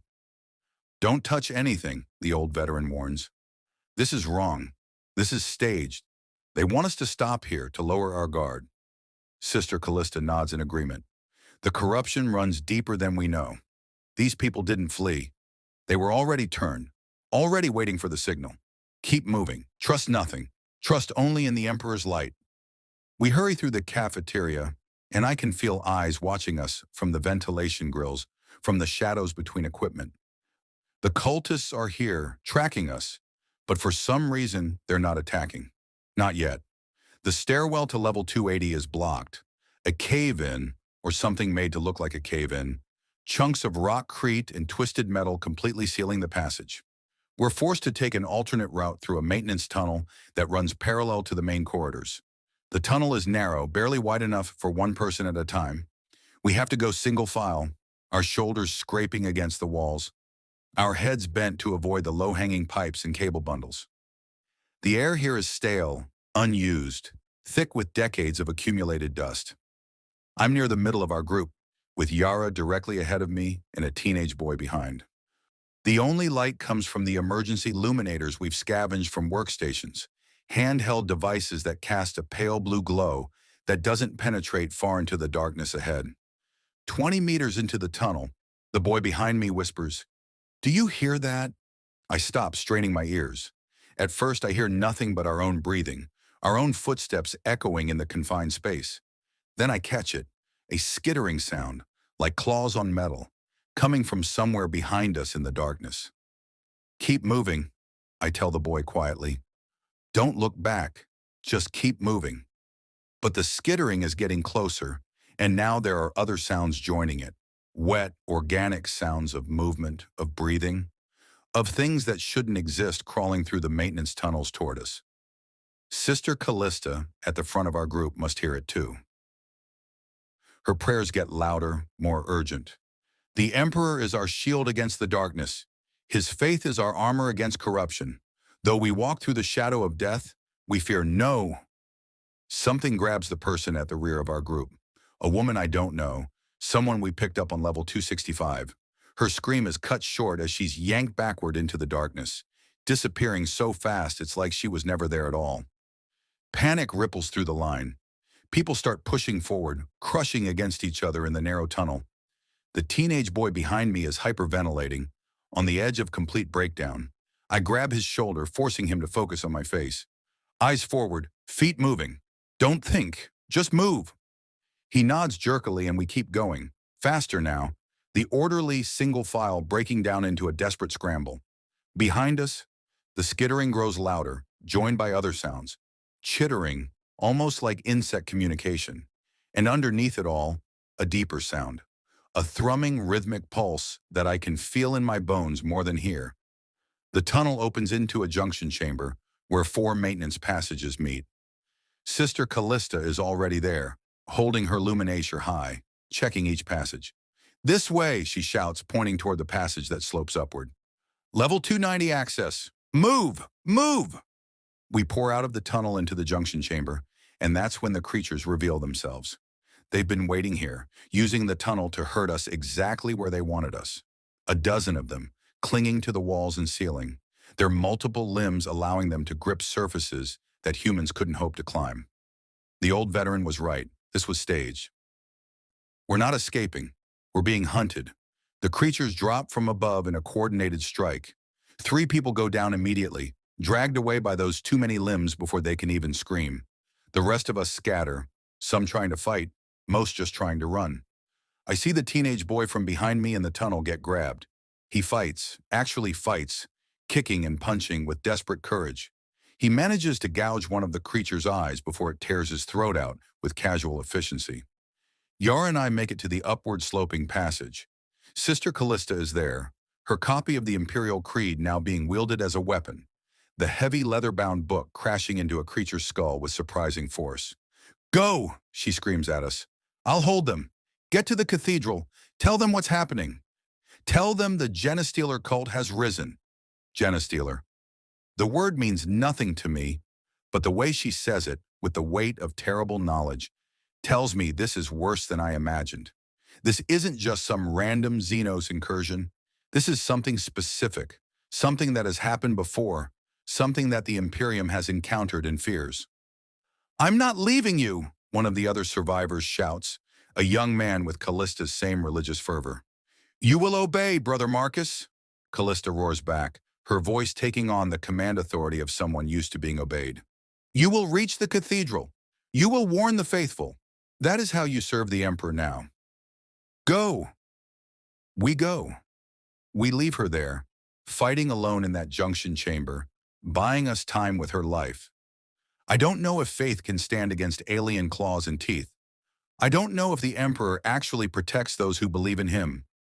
But Sister Callista believes it, and her belief gives us 30 more seconds of life. The passage climbs steeply, our legs burning with the effort. Level 285, level 290. We're entering the mid-hive now, where the administrative workers live, where the overseers and guild functionaries have their quarters. The architecture here is slightly better. The walls are actually painted, not just bare metal. The air smells less of industrial chemicals and more of the incense that the ecclesiarchy burns to sanctify living spaces. But it's not untouched. We see signs of the cult's presence here too. More symbols scratched into walls, more evidence of transformation, more bodies of those who were deemed unworthy of ascension. At level 295, we finally hear it, the sound of bells, deep, resonant, calling the faithful to sanctuary. The Cathedral of the Golden Light must be close. Our group has been whittled down to maybe 15 people now. Yar and I, Brother Marcus, who was with Sister Callista, the old veteran, a handful of others whose names I still don't know. We're all injured to some degree. Cuts, bruises, exhaustion that goes beyond physical into something spiritual. We've seen the impossible made real. We've watched the foundations of our reality crack and crumble. The bells guide us through the last corridors. Level 298, level 299. And then, finally, we see it. The Cathedral of the Golden Light rises through 3 full levels of the Hive, an artificial mountain of gilded spires and stained glass windows depicting the Emperor's glory. It's the largest religious structure in this section of the Hive. designed to accommodate 10,000 worshippers during high holy days. Right now, it looks like it's accommodating at least twice that many. The plaza in front of the cathedral is packed with refugees, thousands of workers and residents from the lower levels, all seeking sanctuary behind the cathedral's blessed walls. Armed guards stand at the entrance, ecclesiarchy soldiers in crimson robes, carrying autoguns and clutching holy symbols. Behind them, I can see priests organizing the crowds, triaging the wounded, separating the faithful from the potentially compromised. There, Brother Marcus gasps, pointing at the cathedral. Salvation! The Emperor's protection made manifest. But the old veteran is frowning, his eyes scanning the crowd. Too many people, he mutters. Too much chaos. Perfect conditions for the cult to infiltrate. If they're smart, and they've proven they are, they'll already have agents inside those walls. I don't want to believe him. I want to believe that the cathedral represents safety, that faith and prayer can hold back the tide of alien corruption. But I've spent my entire life in the manufactorums learning that hope is a luxury that gets you killed. Still, we have nowhere else to go. So we join the thousands pushing toward the cathedral doors, toward whatever fragile sanctuary might exist behind blessed walls. And as we enter the crowd, I feel it, a tingling at the base of my skull, a sense of being watched by something vast and patient and utterly alien. The patriarch that the cultists mentioned. Whatever intelligence controls the Genestealer cult, it's here, somewhere in this crowd, watching its children gather its prey into one convenient location. We're not finding sanctuary, we're being herded to slaughter. But we go anyway, because there's nowhere else left to run. The crush of bodies outside the cathedral is suffocating. 10,000 people, maybe more, all pressing toward the narrow entrance where the ecclesiarchy soldiers are trying to maintain some semblance of order. I can smell fear sweat, blood, the acrid stench of stim chemicals being metabolized through thousands of panicked bodies. Above us, the cathedral's bells continue their mournful tolling, calling the faithful to shelter that may not exist. Yara's hand finds mine again in the crowd. Stay close, I tell her, though I'm not sure what good staying close will do if the crowd decides to panic and stampede. The old veteran has positioned himself near us, his military training making him protective of the few people he's come to know over the last hellish hour. Watch for signs, he says quietly, his eyes constantly scanning the crowd. Cultists will reveal themselves through behavior. Unnatural calm, moving against the crowd's flow, watching specific targets. I try to follow his advice, but everyone looks suspicious when you're looking for threats. That woman clutching her child too tightly. Is she protective, or is there something wrong with the child? That man pushing aggressively toward the entrance. Is he desperate, or is he trying to position himself for an attack? The mind sees patterns even when they don't exist, especially when you're terrified. We're 50 meters from the cathedral entrance when the first explosion occurs. Not ahead of us, behind us, back in the corridors we just escaped from. The shock wave ripples through the crowd, sending people stumbling forward. Then another explosion, closer this time, and another.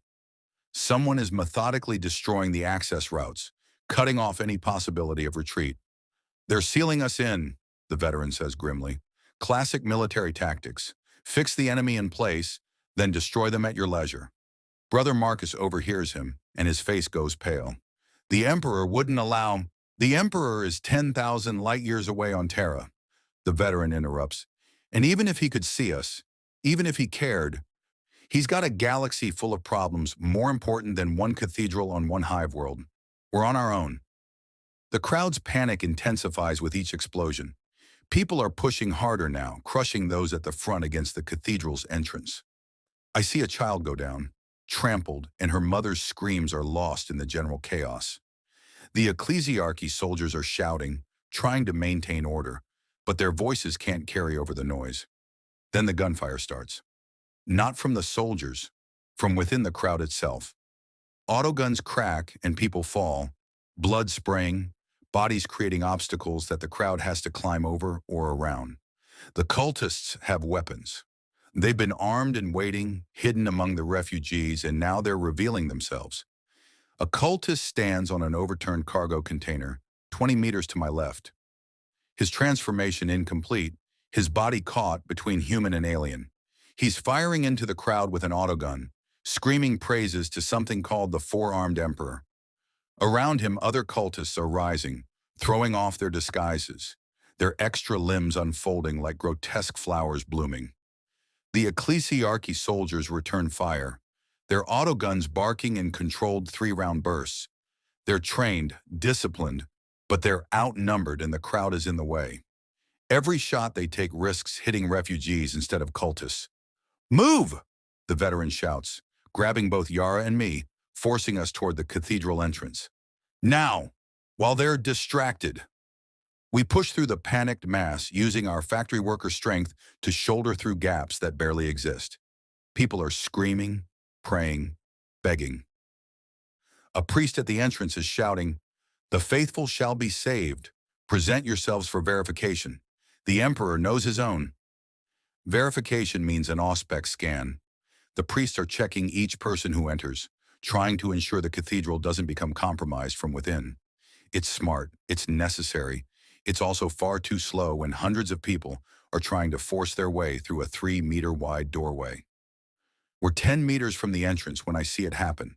A woman ahead of us, middle-aged, wearing the gray coveralls of a textile worker, suddenly convulses. Her body twists, bones cracking audibly, even over the chaos. Extra arms burst from her torso, shredding her clothing. Her face elongates, jaw dislocating to accommodate new rows of teeth. She was right there, right in line with us, infected all along, waiting for the signal to transform. And now she's between us and the entrance, blocking our path with a body that's becoming something monstrous.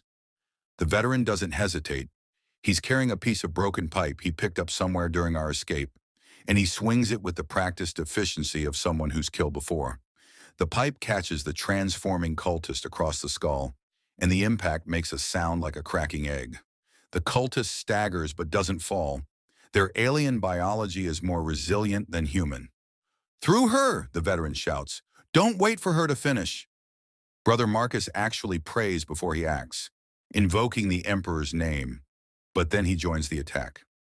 Yar and I pile on too, using whatever we can, fists, feet, desperate animal violence born of the need to survive. The cultist is strong, inhumanly strong, but she's still transforming, still vulnerable. We manage to push her aside, and she falls backward into the crowd where other refugees either flee from her or attack her with their own desperate weapons. We're at the entrance. An ecclesiarchy priest with an auspex scanner waves it over my wrist chip. The device beeps green. "Uninfected," the priest declares. "Proceed inside. May the Emperor grant you sanctuary." The scan is faster for the rest of our group. All green, all clear. We're ushered through the massive bronze doors into the cathedral proper, and for a moment, the contrast is so stark I can't process it. Outside, chaos, screaming, gunfire, transformation, horror. Inside, silence, order, the golden light of thousands of candles reflecting off gilded surfaces, the smell of incense and old stone. Rows of pews filled with refugees, kneeling in prayer, their voices raised in hymns that create a wall of sound that drowns out the nightmare beyond the doors. The cathedral's interior is vast, the ceiling lost in shadows high above, supported by columns carved with scenes from imperial history. The emperor leading his armies during the Great Crusade, saints performing miracles, heretics being purged in righteous fire. Stained glass windows 3 stories tall depict the emperor in his glory, his golden aura rendered in actual gold leaf that catches the candlelight. This is a place that has stood for thousands of years, that has weathered countless crises, that represents the eternal endurance of faith in the face of the galaxy's horrors. It should feel safe. It should feel sacred. Instead, it feels like a tomb. Like we've just walked into our own mausoleum. "This way," a priest directs us, gesturing toward an area on the left side of the cathedral where medical stations have been set up. "The wounded will be tended to. Food and water are being distributed." His Holiness, Cardinal Severus, will address the faithful shortly. We follow, moving through crowds of refugees who are in various states of shock and injury. I see families huddled together, workers still in their factory coveralls, even a few children playing in the aisles like this is just another day, like the world outside isn't ending. How many of them are infected? How many are cultists waiting for the signal to transform? The medical station is overwhelmed. Priests with basic medical training are doing their best, but there are too many wounded, too few supplies. I see a man with a missing arm being told there's nothing they can do. The wound is already infected, and without proper surgical intervention, he'll be dead by morning. He accepts this news with the blank-faced resignation of someone who's lived their entire life in the Imperium's lower classes. Death was always inevitable. Now it just has a timeline. Yar and I aren't seriously injured, just exhausted and covered in blood that mostly isn't ours. We're directed to wait in the pews while the more critically wounded are treated. We sit, and for the first time since this nightmare began, we have a moment to just exist. To not be running, not be fighting, not be surviving by the narrowest of margins. Yara starts crying, not loud, desperate sobs, just quiet tears running down her cheeks, cutting tracks through the grime and blood. Javen, she whispers. Sella, Sister Callista, all of them. They're all dead. I don't know what to say. She's probably right. The statistical likelihood of anyone surviving the manufacturing floor when the cult revealed itself is essentially zero. We survived through luck and desperation and the sacrifice of people whose names I barely knew. We're alive, I finally say, because it's the only truth I have. We survived. That has to count for something. Does it? Yara looks at me, her eyes red and raw. We survived to what? To wait here until they break through those doors? To become like them? Before I can answer, the cathedral's Vox system crackles to life. A voice, deep and commanding, amplified to fill the entire space.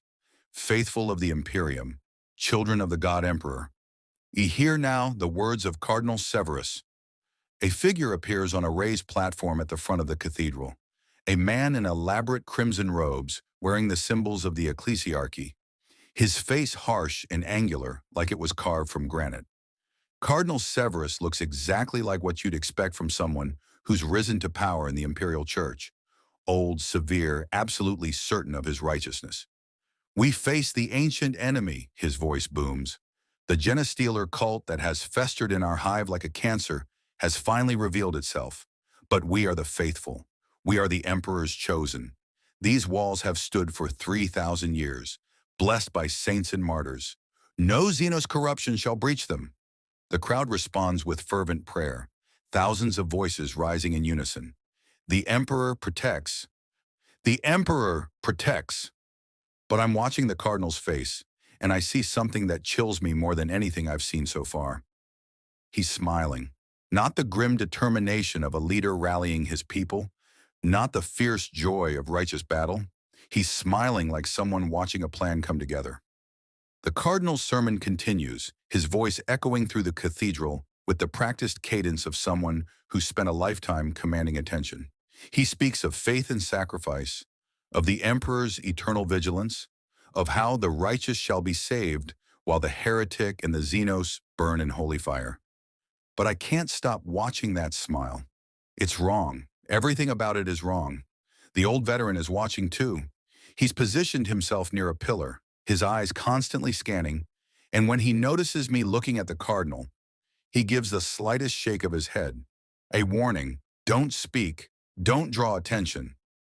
I force myself to look away, to blend into the crowd of faithful refugees. Around me, people are praying with desperate fervor, clutching holy symbols, reciting catechisms they've known since childhood. For them, the Cardinal represents hope, authority, the promise that the Imperium will protect them. But I've spent 5 years in the manufactorums learning that the Imperium doesn't protect workers. It uses them. It grinds them down and replaces them when they break. Why would it be any different here? The Adeptus Arbites are even now mounting a counter-offensive, the Cardinal continues. The Imperial Guard garrison has been alerted. Reinforcements from the upper hive are descending as we speak. We need only hold this sacred ground for a few more hours, and salvation shall be delivered unto us by the emperor's righteous fury. The crowd erupts in cheers and prayers. Hope is a powerful drug, stronger than any stim wafer, and the cardinal is dispensing it generously. People who were broken and terrified moments ago are now standing tall, their faith renewed, their belief in the Imperium's protection restored. I want to believe it too. I want to believe that help is coming, that we're actually safe here, that faith and prayer can hold back the tide of alien corruption. But then I see Brother Marcus making his way toward the front of the cathedral, pushing through the crowd, and I remember what Sister Callista told him. Warn the faithful, tell them what's happening. He's going to report to the cardinal. He's going to tell him about the Genestealer cult, about the coordinated uprising, about Sister Callista's sacrifice in the tunnels, and somehow I know that's a mistake. Wait, I hiss, grabbing Yara's arm. Something's wrong. What are you talking about? She looks at me confused, still wiping tears from her face. The cardinal. Look at him. Really look at him. She turns her attention to the platform where Cardinal Severus stands, his arms raised in benediction, his smile never quite reaching his eyes. For a long moment, she doesn't see it. Then her expression changes, her eyes widening with recognition of something she can't quite articulate. He's too calm, she whispers. The entire lower hive is falling to a Xenos uprising, and he's too calm. The veteran has moved closer to us, his military instincts putting him in position to either protect or flee. More than that, he says quietly, look at the guards. I scan the cathedral, really looking at the ecclesiarchy soldiers stationed around the perimeter. At first glance, they're exactly what they should be. Armed, alert, wearing the crimson robes of the church's military arm. But the veteran is right. There's something off about them. They're not watching the doors, not scanning for threats from outside. They're watching us. Watching the refugees. Watching like guards watch prisoners. Brother Marcus reaches the platform. He's speaking urgently to one of the priests, gesturing back toward the entrance, clearly explaining what happened to Sister Callista, what she said about the Genestealer cult. The priest listens, nods, then escorts Marcus toward the cardinal. We need to move, the veteran says suddenly. Now! Before... The cardinal's sermon stops mid-sentence. He's listening to Brother Marcus, and his smile has frozen on his face like a mask.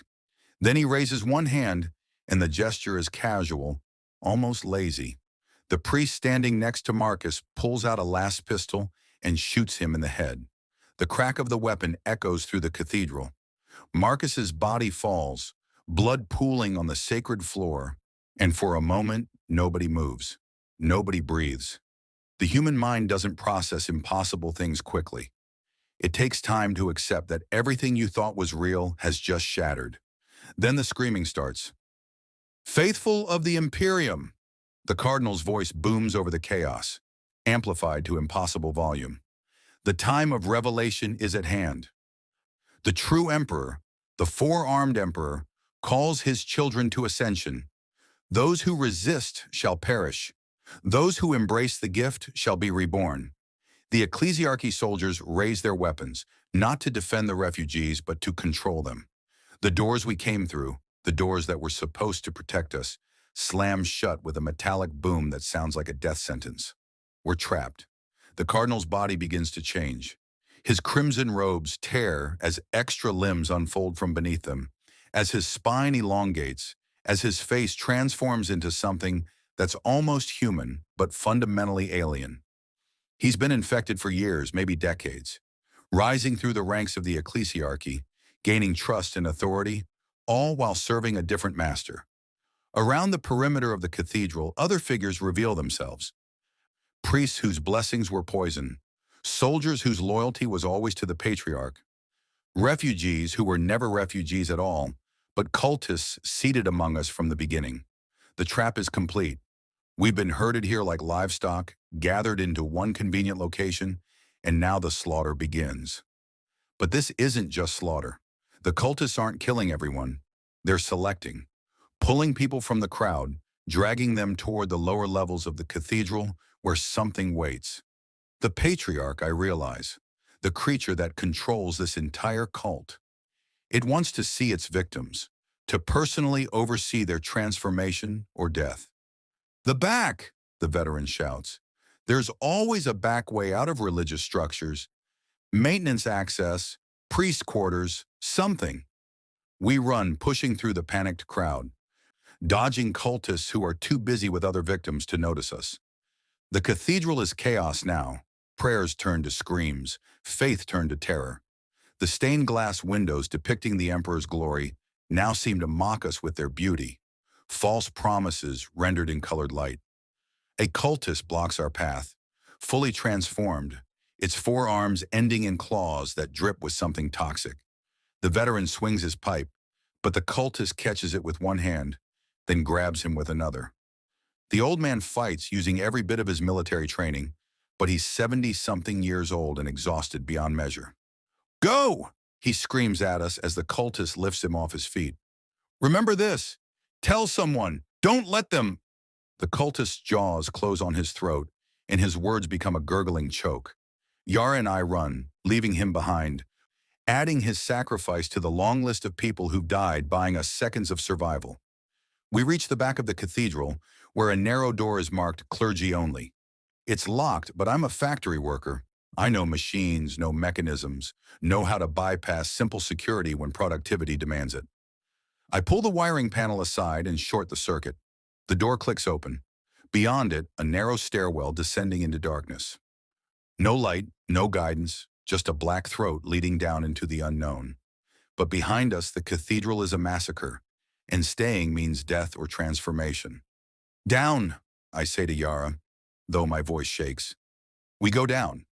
Down! She looks at me like I'm insane. Everything bad is coming from down. We need to go up, to the upper spires, to... They've thought of that, I interrupt. They've been planning this for years. Every escape route will be covered, but down into the foundations, into the parts of the hive that even the cult might not control. That's our only chance. It's not much of a plan. It's barely a plan at all, but it's all we have. We enter the stairwell. I seal the door behind us as best I can, hoping it will buy us time. Then we descend, our hands on the walls for guidance, our feet testing each step carefully in the absolute darkness. The sounds from the cathedral fade gradually as we go deeper. The screaming, the prayers, the triumphant howls of the cultists. Eventually, there's only our breathing, our footsteps, and the drip of water from somewhere far below. Down we go, past the cathedral's lower levels, past the foundations, into the ancient infrastructure that predates the current hive structure. The air changes, becomes older, mustier, thick with the smell of decay and forgotten things. After what feels like an eternity of descending, we reach the bottom. My hands find a corridor instead of more stairs. I can't see anything, can't orient myself in the darkness. We need light. I fumble in my pockets and find my work luminature, the one I carried on the manufactorum floor that now feels like a lifetime ago. I click it on, and pale blue light fills the corridor. We're in the underhive, the oldest, deepest, most dangerous parts of the hive structure, where gangs rule and imperial authority doesn't reach, where desperate people go to disappear, and where most people simply disappear. But we're alive. Against all odds, we've survived. Yara collapses against the wall, her whole body shaking. What do we do now? She whispers. Where do we go? I don't have an answer. We're two factory workers lost in the belly of the hive, hunted by a Xenos cult that's just revealed itself, with no weapons, no plan, no help. But we're alive. For now, that's enough. I help Yara to her feet. We find a place to hide. We rest. We figure out what's next, and we survive. That's what we do. That's all we can do. She nods, too exhausted to argue. Together we move deeper into the underhive, into the darkness where monsters dwell. Behind us, above us, the Genestealer cult completes its conquest of the Cathedral of the Golden Light, adding thousands more victims to its ever-growing army. And somewhere in the depths, something ancient and terrible smiles, knowing that its children are finally ready to inherit the hive. The underhive is a different world, a place the Imperium has abandoned or never truly controlled. Down here, the architecture is older, more chaotic, Layers of habitation built upon habitation, going back thousands of years. The walls are covered in graffiti in languages I don't recognize, territorial markings from gangs whose names I've only heard whispered in the manufacturums as cautionary tales. Our luminature casts shadows that seem to move with malicious intent. Every sound echoes strangely, making it impossible to tell if something is following us or if we're just hearing our own footsteps reflected back from a dozen different surfaces. Yara and I move cautiously through corridors that twist and branch without logic. There are no signs down here, no evacuation markers, no helpful propaganda posters telling you which way to go.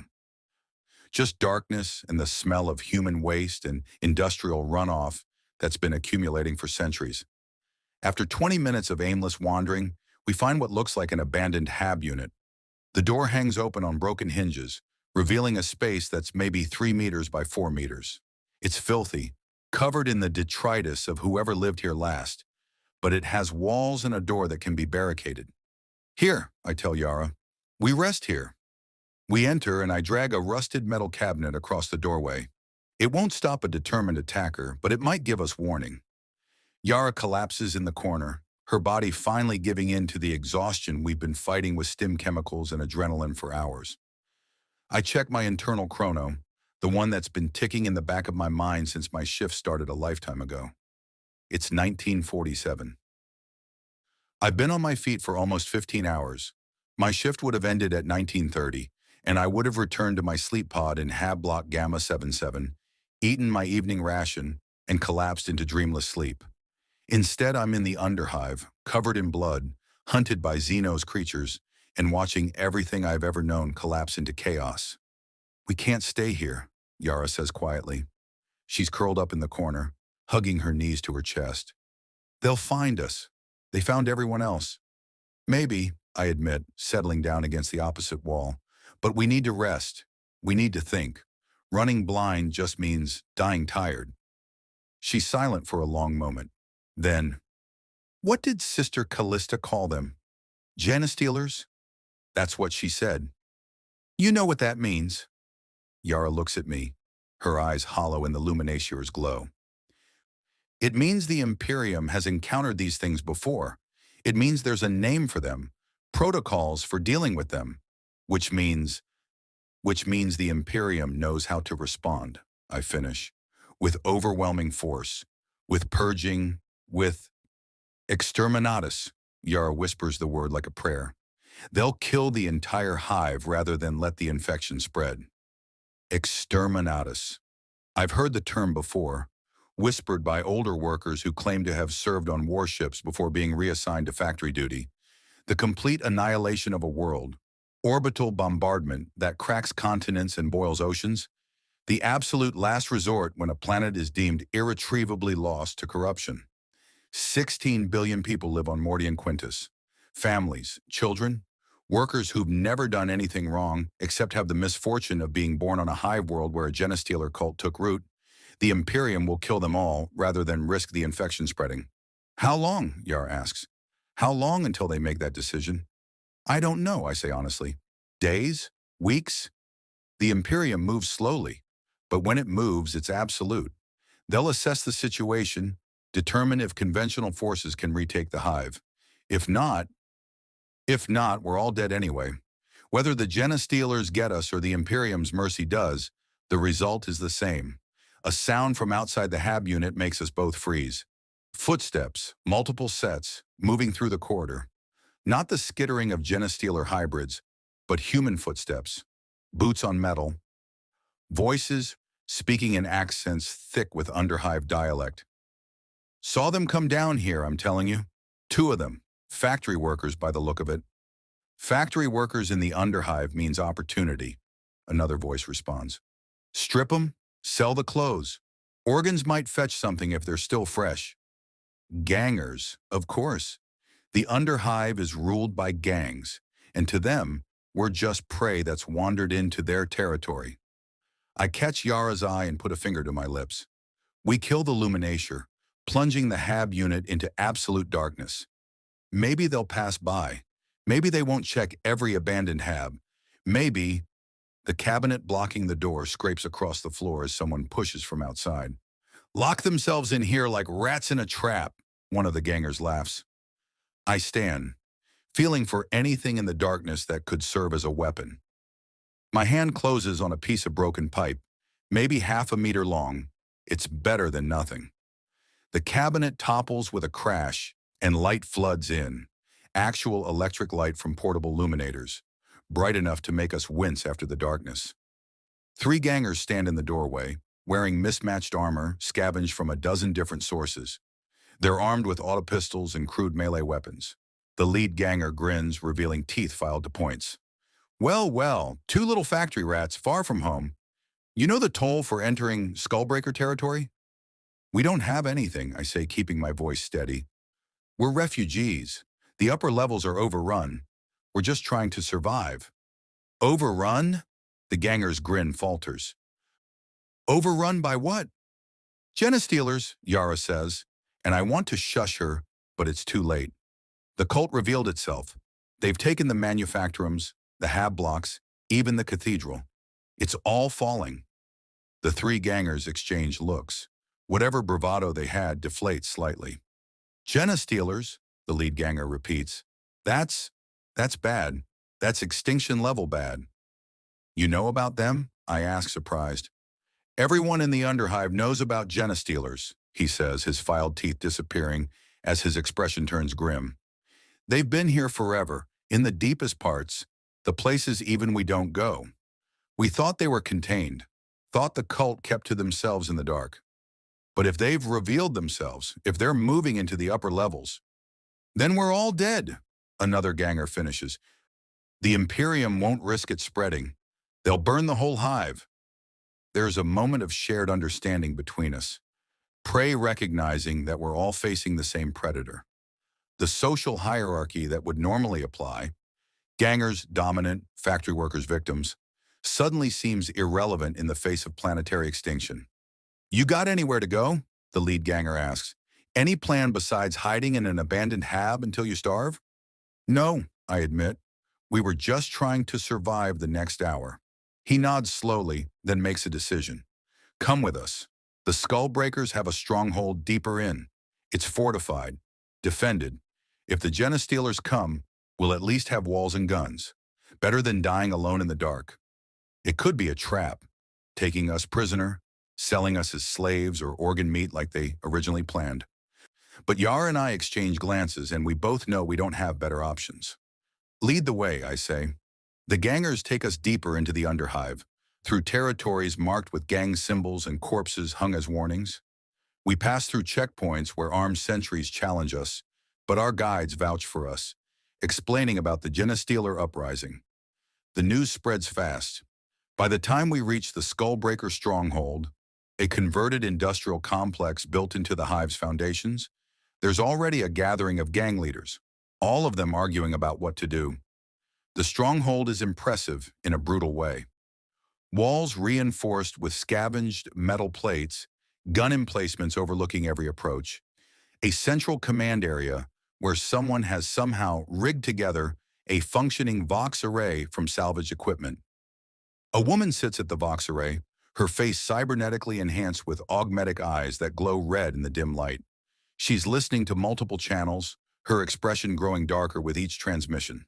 It's confirmed, she announces to the assembled gang leaders. The upper hive is compromised. The Adeptus Arbits are falling back to defensive positions. The Imperial Guard garrison is requesting reinforcement from orbit. And she pauses, her augmetic eyes focusing on something the rest of us can't see. And there's chatter about fleet movements. Capital ships entering high orbit. Exterminatus. They're not even going to try to retake the hive. They're going straight to the final solution. How long, one of the gang leaders asks. Unknown, the Vox operator says. But standard Imperial protocol suggests 48 to 72 hours for assessment and authorization. After that, she doesn't finish. She doesn't need to. 2 to 3 days. That's all we have.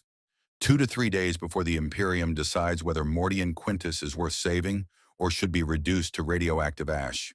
A gang leader I don't recognize, a massive man with ritual scarification covering his arms, speaks up. Then we use the time we have. We gather supplies, weapons, anyone who can fight. If the Imperium is abandoning us, then we survive on our own. We've always survived on our own. Survive how? Another leader challenges. Against Genestealers? Against a cult that's been breeding for decades? We're gangers, not soldiers. We're good at killing each other. But this is the only fight that matters anymore, the scarred man says. We either fight or we die. Those are the options. The Imperium has already decided we're not worth saving, so we save ourselves. There's grim agreement among the assembled leaders. Whatever rivalries existed before don't matter now. Survival has unified them in a way that nothing else ever could. I look at Yara. She's listening to all of this, her expression unreadable. 2 days ago, we were factory workers, our biggest concerns being quota fulfillment and ration shortages. Now we're caught in the middle of a Xenos uprising and impending planetary destruction. What do we do? She asked me quietly. I think about Station 63, about the stamping press I'll never operate again, about the routine that defined my existence for 5 years. All of it gone, swept away in a few hours of horror. We survive, I tell her, just like we've always done. We survive until we can't survive anymore. It's not much of a plan, but in the Underhive, with Genestealers above and Exterminatus approaching from orbit, it's the only plan we have. The Skullbreaker stronghold becomes a refugee camp over the next few hours. Word spreads through the Underhive's hidden networks. Vox thieves tapping into Imperial channels, runners carrying messages through the forgotten passages, even the desperate few who risk the vertical shafts to reach other territories. The message is always the same. The Upper Hive is lost, the Imperium is abandoning us, and the only sanctuary left is in the deepest, darkest places where even Genestealers fear to tread. Or so we hope. By midnight, the stronghold holds maybe 300 people, gangers from a dozen different territories, factory workers who fled the manufactorums, even a few administratum scribes still clutching their data slates like holy relics. The social order that normally defines Hive life has collapsed. Down here, everyone is equal in their desperation. Yar and I are given a corner in what used to be a storage bay. It's not private, not comfortable, but it's relatively safe. Around us, other refugees are settling in, sharing what little food they have, tending wounds with scavenged Medicae supplies. I can't sleep, even though my body is screaming for rest. Every time I close my eyes, I see Javen's face, as the medical servitor declared him not worth saving. I see Sister Callista fighting alone in the junction chamber.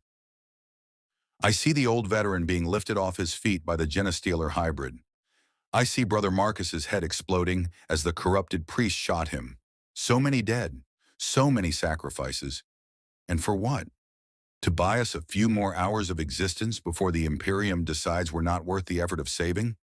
You should try to sleep, Yara says beside me.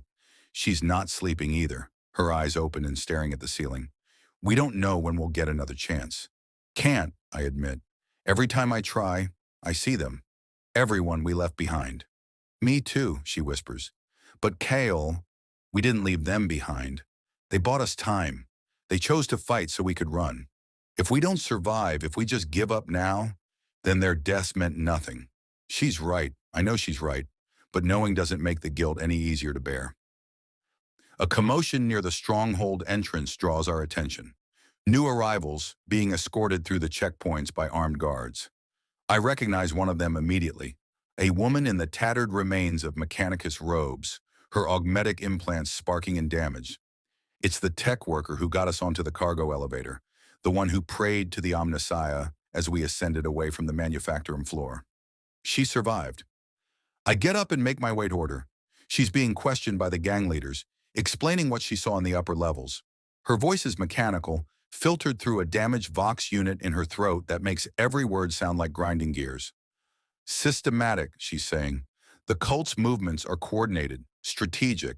They're not just killing, they're converting the infrastructure, repurposing it for something. The manufactorums are being retooled. The water systems are being contaminated. They're transforming the entire hive into something else. Into what? The scarred gang leader asks. A breeding ground, the tech worker says. and her augmetic eyes flicker with data no one else can see. I accessed the Hive's central cogitator before I fled. The cult has been planning this for at least 50 years. They've infiltrated every level of society, workers, priests, even some Mechanicus adepts. The Patriarch, she pauses, her mechanical voice crackling. The Patriarch is ancient. It's been here since before the current Hive structure was built.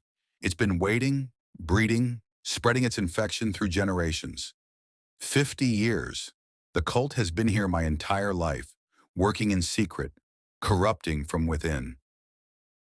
How many people I worked beside were infected? How many conversations did I have with cultists who were just waiting for the signal to transform? What about the Imperium's response? Another gang leader asks. You said you accessed the cogitator. What are they planning? The tech worker's augmetic eyes focus on the questioner. Exterminatus, she says flatly. Fleet Admiral Constantine has been granted authority by the sector governor. The assessment period is 48 hours. If Imperial forces cannot retake critical infrastructure within that time, the planet will be subjected to cyclonic torpedoes. Current estimation, total atmospheric ignition within 6 hours of bombardment commencement. Projected survival rate, 0.003%. The room goes silent. Everyone knew it was coming, but hearing it stated so clinically with actual numbers and timelines makes it real in a way that fear and speculation couldn't. 2 days, someone whispers. 2 days and we all burn. Not all of us, the tech worker says. And now there's something different in her mechanical voice. Hope, maybe, or desperation disguised as hope. There are evacuation protocols, old contingencies from the dark age of technology when this hive was first established. Deep underground bunkers designed to survive even planetary destruction. If we can reach them, seal ourselves in before the bombardment begins. That's insane, a gang leader interrupts. Those bunkers are myths, stories to keep workers compliant, promises that there's always a way out if things get bad enough. They're real, the tech worker insists. I've seen the schematics in the cogitator archives. Bunker Complex Epsilon 7, built into the bedrock 40 kilometers below the current Hive foundation. It has life support, food stores, everything needed to survive for decades. The Mechanicus sealed the access points centuries ago, declared them forbidden zones. But the seals can be broken. If we have the right tools, the right knowledge. She trails off, and I see the desperation in her augmetic features. She's not talking about saving everyone. She's talking about saving maybe 100 people. If they're lucky, if everything goes perfectly, if 1,000 different variables all align in their favor. But it's a chance, a microscopic, statistically insignificant chance. And when the alternative is certain death, even impossible odds look appealing. The gang leaders confer among themselves, their voices low and urgent. Finally, the scarred leader speaks. We'll send a team, volunteers only. The rest of us stay here. Fortify the stronghold, prepare for whatever comes. If the bunker team succeeds, they signal and we evacuate everyone who can make the journey. If we fail, at least we tried, the tech worker says. That's more than most people in this hive will be able to say. She's looking for volunteers, and I'm surprised to find my hand raising before I've consciously decided to do it. Yara grabs my arm, trying to pull it down, but I shake her off. I'm going, I say, and my voice sounds steadier than I feel. I'm a factory worker. I know machinery, know systems. If those bunker seals need breaking, I can help. The tech worker's augmetic eyes focus on me, scanning, analyzing. You're the one from Assembly Line 47 Theta, Station 63. I remember you from the elevator. Yeah, I say. That was me. She nods slowly. Good. Manufacturing experience is relevant. You understand mechanical systems, problem solving, under pressure. You're accepted. Other hands raise. Gangers, mostly armed and dangerous and desperate enough to try anything. A few other factory workers. A scribe who claims to have architectural knowledge of the deep hive. Within minutes, we have a team of 15 people, all of us volunteers for what might be a suicide mission into the darkest depths of the hive structure. Yara stands, her jaw set with determination. I'm coming too. No, I start to say, but she cuts me off. Don't, she says firmly. Don't tell me to stay safe. Don't tell me to wait here while you go off and possibly die. We've survived this far together. We keep surviving together. I want to argue. I want to tell her that she doesn't need to risk this, that someone should stay behind, but I understand. She needs this, needs to feel like she's doing something, fighting back against the horror instead of just waiting for death. I nod, accepting her decision. The tech worker outlines the plan. The bunker complex is 40 kilometers down, through abandoned mining tunnels and collapsed infrastructure, through territories that even under Hive gangs don't claim because of what lives there. The journey will take at least 12 hours, probably more. We'll need to move fast, move quiet, and pray to the Emperor, or the Omnissiah, or whatever gods might still be listening, that we can reach the bunkers before the Genestealers find us. We're given what equipment the stronghold can spare. Luminators, basic tools, a few weapons, mostly crude melee implements, and a couple of auto pistols with limited ammunition. The scarred gang leader also provides us with a hand-drawn map, compiled from decades of gang exploration, showing the safest routes through the deep Underhive. Safe being a relative term, of course. Down there, nothing is truly safe. We assemble near the stronghold's lower entrance, the one that leads into the mining tunnels. The tech worker performs her pre-mission rituals, anointing her augmetics with sacred oils, whispering prayers in binary cant. The gangers check their weapons with practiced efficiency. The other factory workers, like Yara and me, just try to look braver than we feel. Remember, the tech worker says, addressing all of us, the deep hive is not empty. Things live down there. Old things. Dangerous things. Some are Xenos. Some are human but have forgotten what humanity means. Some are neither and both. We move carefully. We stay together. And we do not investigate strange sounds or unexplained lights. Our goal is the bunker. Nothing else matters. It's not a comforting speech, but comfort is another luxury we can't afford. We descend into the mining tunnels, leaving the stronghold's lights behind, venturing into darkness that predates the Imperium, that remembers when this world was something other than a hive of industry and desperation. Above us, 16 billion people continue their lives, most still unaware that their world is ending. They work their shifts, eat their rations, pray their prayers, all while the Genestealer cult tightens its grip and Imperial warships position themselves for planetary destruction. Below us, 40 kilometers of nightmare and ancient horror wait between us and the impossible hope of survival.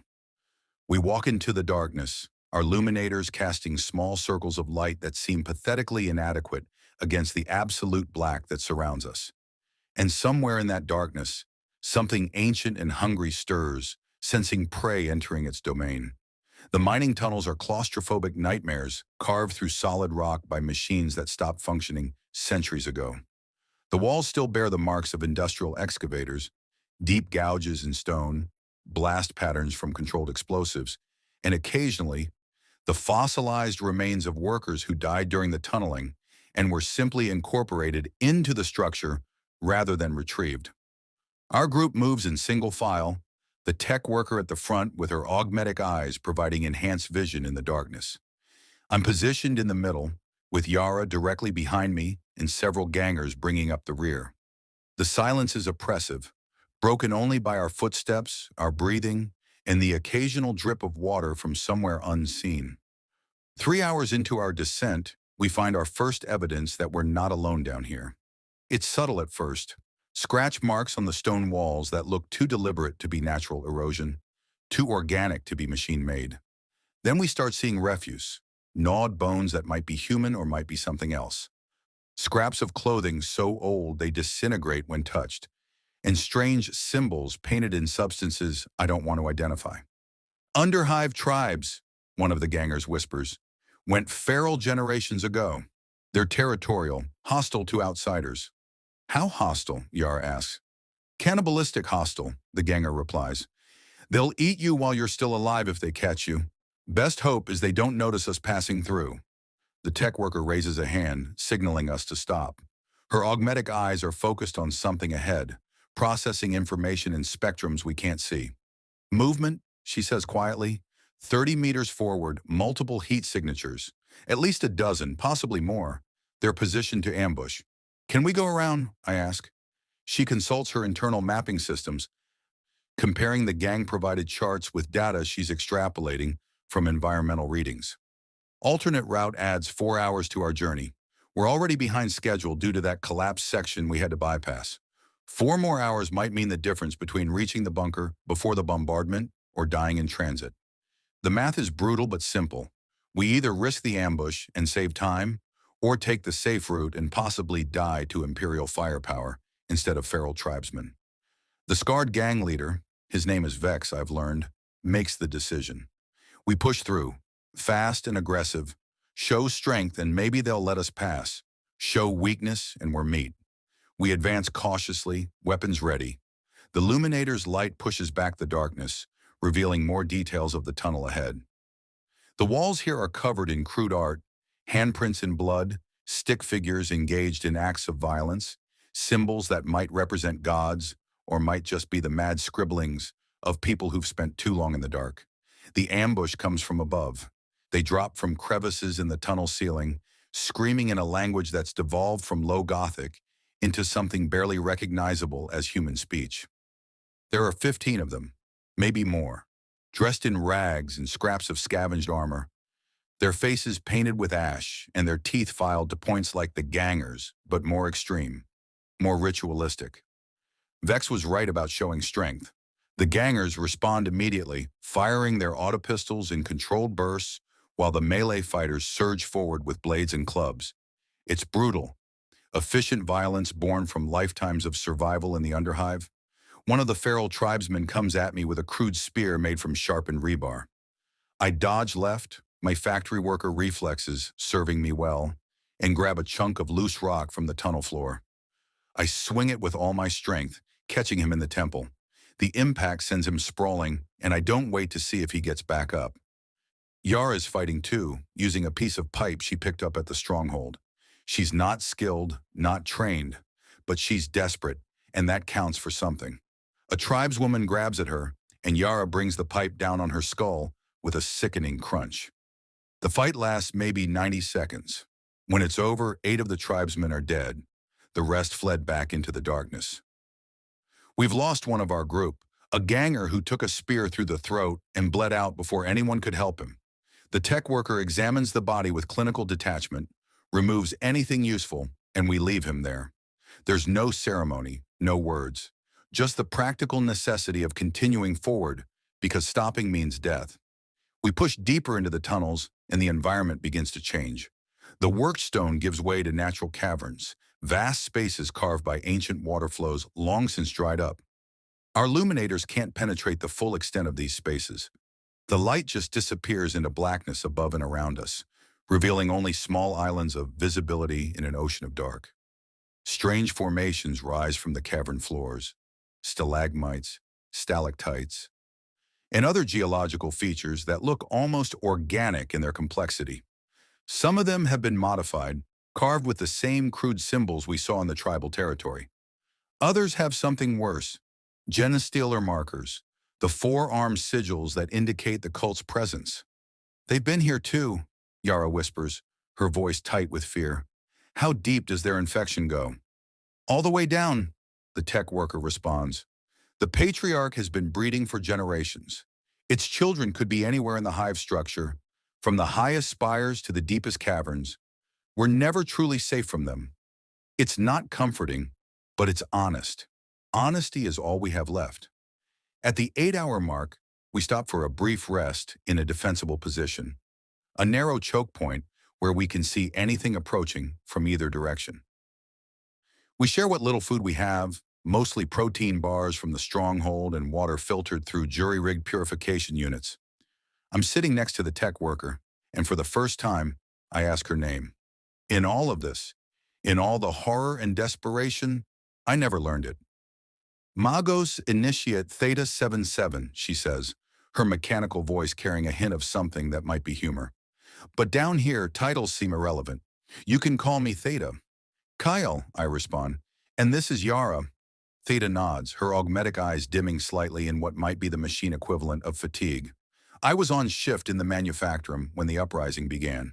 Level 201, maintaining the plasma welders. I survived because I was inside a shielded maintenance booth when the cultists revealed themselves.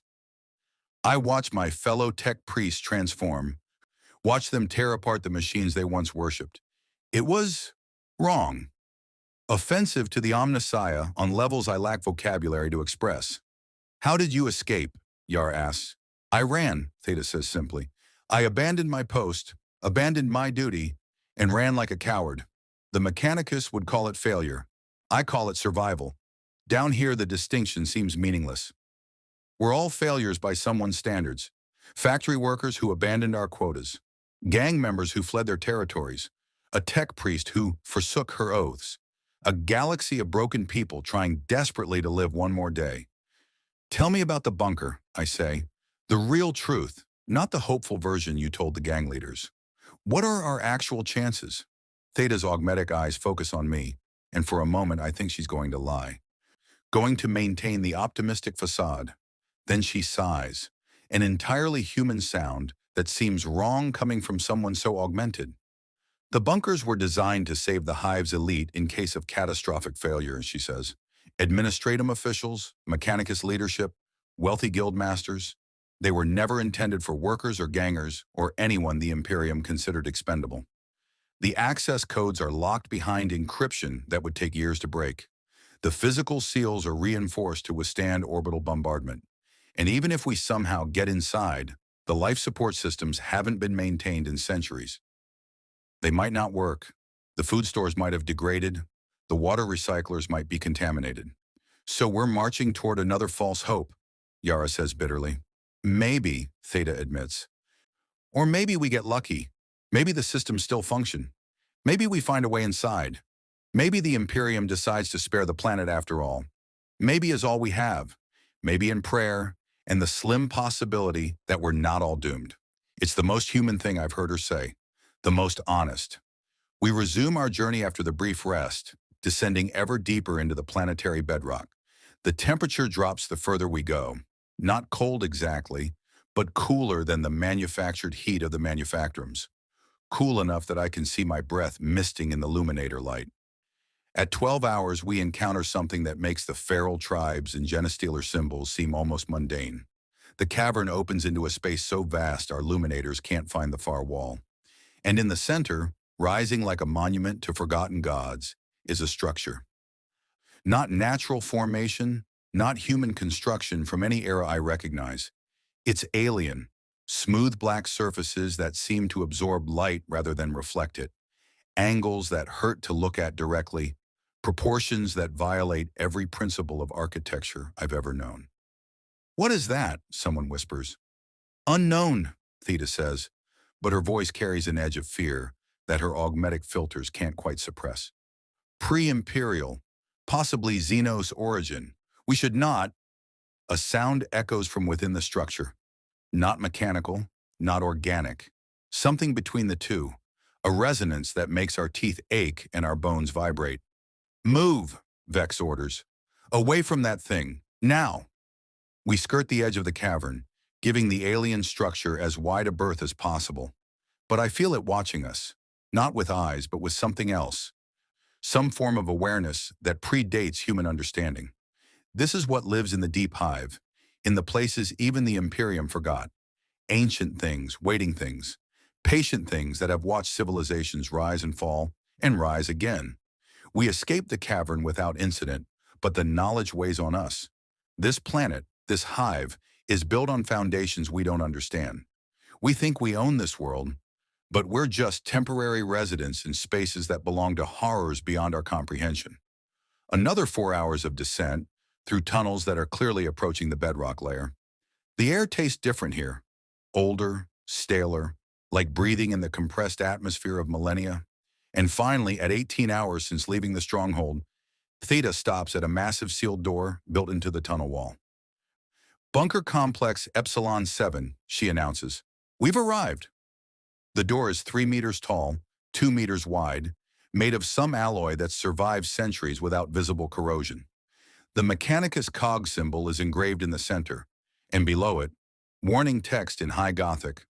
Authorized personnel only. Trespassers will be executed on sight. Theta approaches the door's access panel, her augmetic hands interfacing with technology that hasn't been touched in centuries. How long to break the seal? Vex asks. Theta's eyes flicker with data streams. Unknown. Could be minutes. Could be hours. The encryption is more sophisticated than I anticipated. We don't have hours, Yara says, checking the chrono. We've been gone 18 hours. That leaves us 30 hours before potential exterminatus. We need time to get back to the stronghold. Evacuate everyone. Seal ourselves in. I know the timeline, Theta snaps, her mechanical voice sharp with stress. I'm working as fast as... She stops mid-sentence. Her augmetic eyes go wide, focusing on something only she can see through her connection to the access panel. What? I ask. What is it? The door, she says slowly. It's already unlocked. Someone opened it from the inside. Recently. We all stare at the massive door, at the promise of salvation or damnation that waits beyond it. From the inside, Vex repeats, that means someone's already in there. Or something, I say quietly. Theta steps back from the access panel. We need to make a decision. Either we open this door and face whatever is inside, or we turn back and accept that there is no salvation waiting for us anywhere. I look at Yara. She looks at me. We've come 18 hours through nightmare territory to reach this point. Turning back means certain death. Going forward means possible death. The choice is obvious. The choice is terrible. Open it, I say. Theta touches the panel. The ancient door begins to slide open with a hiss of equalizing pressure, revealing darkness beyond. We've reached the bunker, but whatever salvation we hope to find here, I have the terrible certainty that we're about to discover we're not the first to have that hope, or that hope has already been corrupted by something far worse than extinction. The door slides open completely and stale air rushes out, not foul, surprisingly, but old. Air that's been sealed and recycled for longer than most of us have been alive. Our illuminators pierce the darkness beyond, revealing a corridor that's remarkably intact, lined with functioning emergency lighting strips that flicker to life as if responding to our presence. The bunker's interior is nothing like the crude industrial spaces I've known my entire life. The walls are smooth, painted in colors that have faded but still show signs of their original purpose.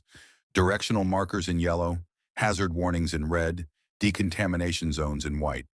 This was designed by people who expected to live here, not just survive here. Stay alert, Vex warns, his autopistol raised. If someone opened this door recently, they might still be inside.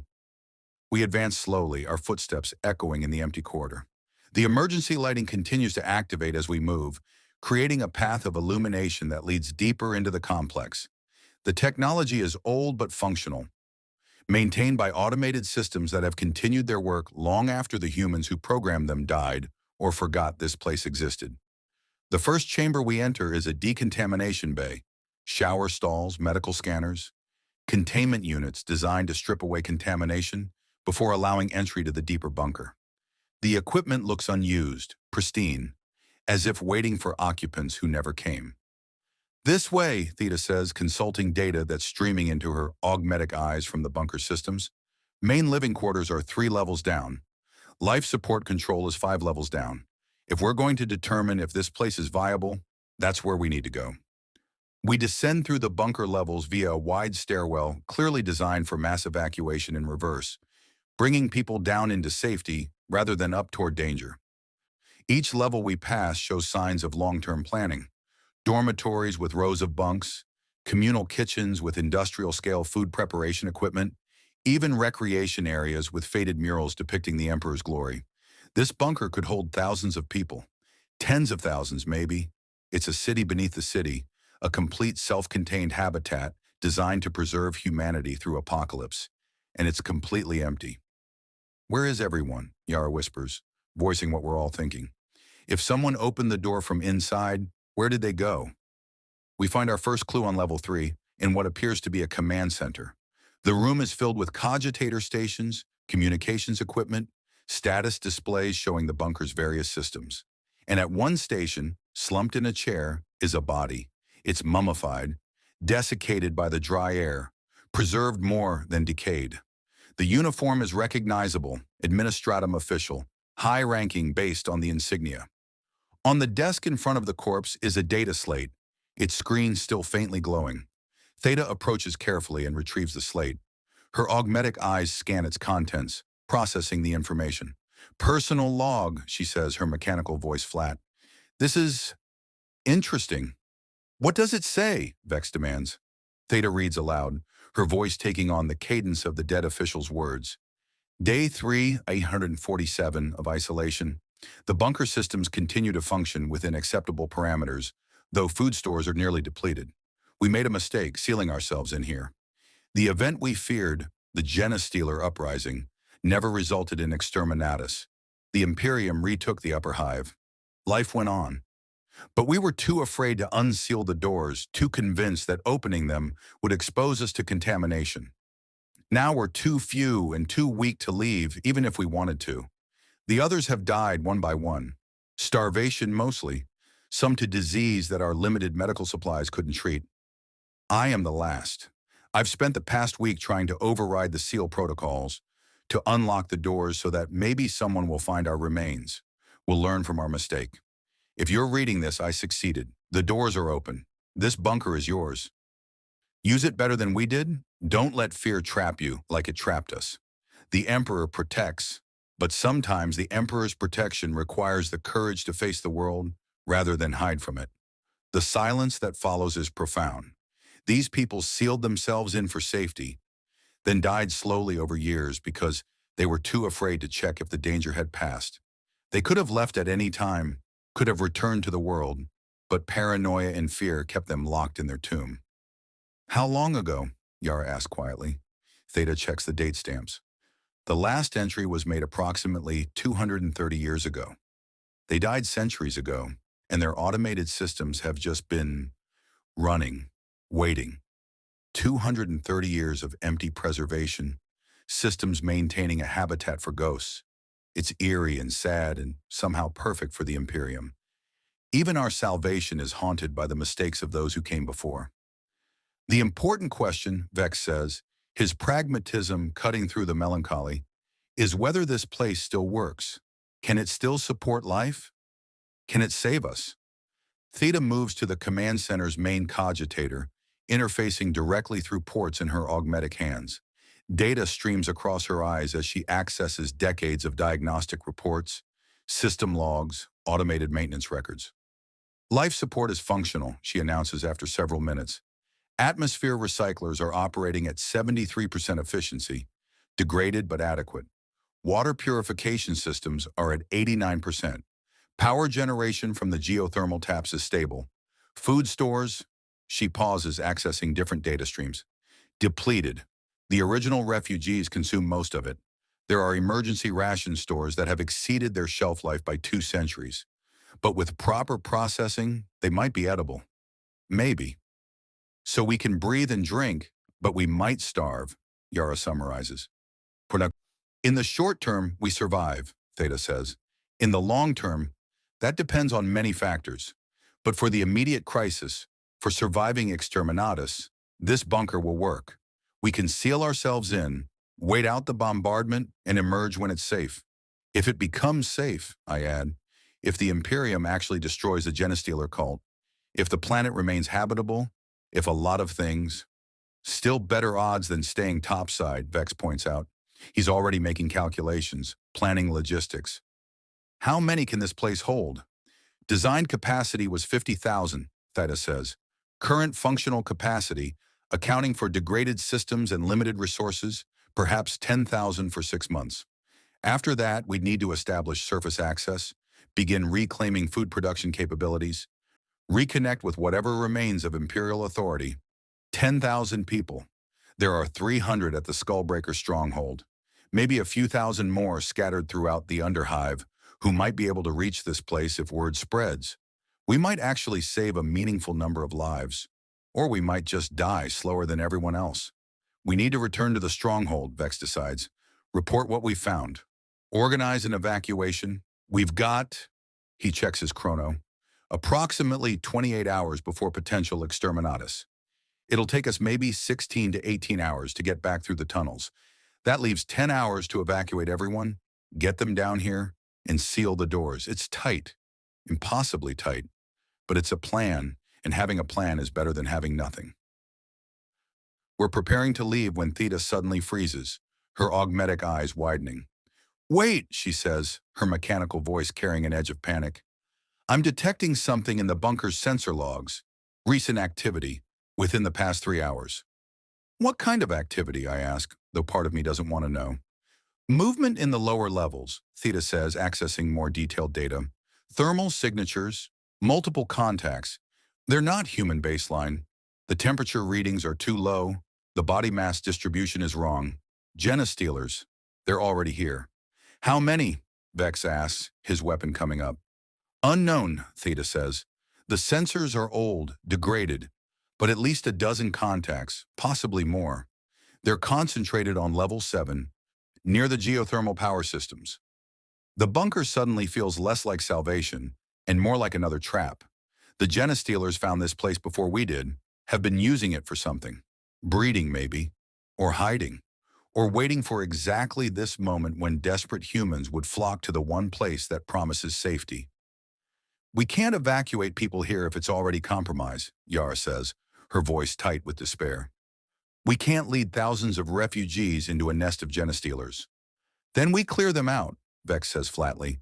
"We go to level 7, we eliminate the threat, and we secure this bunker. It's the only option." He's right. Turning back means certain death. Going forward means possible death, but with a chance of survival beyond. We regroup, checking our weapons, preparing for another fight. Out of the 15 people who left the stronghold, 12 remain. We're injured, exhausted, running on stim chemicals and desperate courage. Against a dozen Genostealers in an enclosed space, our chances are minimal, but we've survived this far on minimal chances.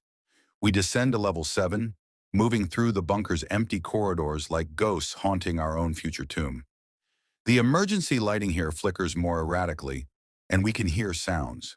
Skittering, clicking. The wet, organic noises of things that shouldn't exist. The geothermal power chamber is massive, built around ancient machinery that draws heat from the planet's core and converts it into energy. Massive turbines spin with hypnotic regularity, their hum providing a bass note to the industrial symphony. And among the machinery, in the shadows between equipment, we see them. Genostealers. Pure strain, not the hybrid cultists we've been fighting. These are the original Xenos, the source of the infection, the living templates from which the cult breeds its followers. 4 arms ending in claws that can rend steel. Carapace armor that can turn aside bullets. Jaws filled with teeth designed to pierce power armor. They're nightmares given flesh, and there are at least 20 of them in this chamber. We're outmatched, outgunned, out of time and options, but we're also the last hope for thousands of people who don't even know they need saving. "For the Emperor," Vex says, though I'm not sure any of us really believe the Emperor cares about what happens in this forgotten bunker. "For survival," I correct him, "for one more day, for the chance to see tomorrow." We charge into the chamber, our weapons raised, our voices rising in wordless screams that echo off the machinery and are swallowed by the industrial roar. The Genostealers turn to face us, their alien intelligence recognizing prey. And the battle for humanity's last refuge begins. The first Genostealer comes at me so fast I barely register its movement. Just a blur of purple-gray carapace and extended claws. I throw myself sideways and those claws rake across the machinery behind me, leaving deep gouges in metal that should be impervious to anything short of industrial cutting tools. Around me, the chamber erupts into chaos. Vex and his gangers are firing their auto pistols in controlled bursts, trying to find weak points in the Genostealer's armor. Theta has pulled some kind of arc welder from her tool harness and is using it as a makeshift weapon, the electrical discharge making the Genostealers recoil even if it doesn't kill them. The other factory workers, Yara included, are using whatever improvised weapons we have. Pipes, wrenches, chunks of broken machinery. We're not winning, we're just surviving, second by second, fighting with desperate efficiency born from having nothing left to lose. I see one of the gangers go down, pulled into the shadows by a Genostealer's forearms. His screams are cut short, replaced by wet, tearing sounds that I'll never be able to unhear. Another factory worker is backing away from two Genistealers, his pipe raised in trembling hands, and I know he's about to die. Then something unexpected happens. The turbines, the massive geothermal turbines that have been spinning constantly, suddenly surge. The hum becomes a roar, and then steam erupts from pressure valves, filling the chamber with superheated vapor. The Genistealers recoil from the heat, their alien biology finding the temperature intolerable, even though they can survive in hard vacuum. Theta is at a control panel, her augmetic hands flying across ancient interfaces. "The machinery!" she shouts over the noise. "I can control the chamber environment. Give me covering fire." Vex understands immediately. He rallies the remaining gangers, forming a defensive line between Theta and the Genistealers. "Whatever you're doing, do it fast." Theta's augmetic eyes are blazing with data streams as she interfaces with systems that haven't been manually controlled in centuries. The temperature in the chamber continues to rise. Cooling vents seal shut. Pressure builds in the containment systems. The Genistealers are adaptable, resilient, almost impossible to kill with conventional weapons. But they're still biological organisms, still subject to thermodynamics and the limits of physics. And Theta is systematically turning the geothermal chamber into an oven. 60 seconds, she announces. Then we need to evacuate or we cook with them. 60 seconds. We hold the line, fighting with everything we have. Yara's beside me, her pipe connecting with a Genistealer's skull, with enough force to crack chitin. I grab a piece of broken machinery, something sharp and heavy, and drive it into the joint where a Genistealer's leg connects to its body. Alien blood sprays, purple and acidic, burning where it touches my skin. 40 seconds. The temperature is becoming unbearable even for us. I can feel my skin blistering. My lungs burning with every breath. The Genistealers are slowing, their movements becoming sluggish as their biology tries to cope with heat it was never designed to survive. 20 seconds. Two more of our group fall, a ganger and the scribe who claimed architectural knowledge. We're down to 9 people now, 9 out of the 15 who started this journey, 9 desperate survivors fighting for a future that might not exist. "Now!" Theta screams. "Move!" We run for the exit, abandoning the chamber to the Genistealers and the killing heat. Behind us, the pressure builds to catastrophic levels. We're 50 meters down the corridor when the chamber explodes. Not a fireball, but a massive pressure wave that throws us off our feet and fills the corridor with superheated steam and the smell of burned Xeno's flesh. When the noise and chaos fade, when we can breathe again and take stock, we realize what we've done. The geothermal chamber is destroyed, the Genistealers are dead, and the bunker's primary power system is gone. "Did we just condemn ourselves?" Yara asks, staring at the destruction. Theta is checking her internal systems, accessing what remains of the bunker's cogitators. "Backup power is available," she says finally.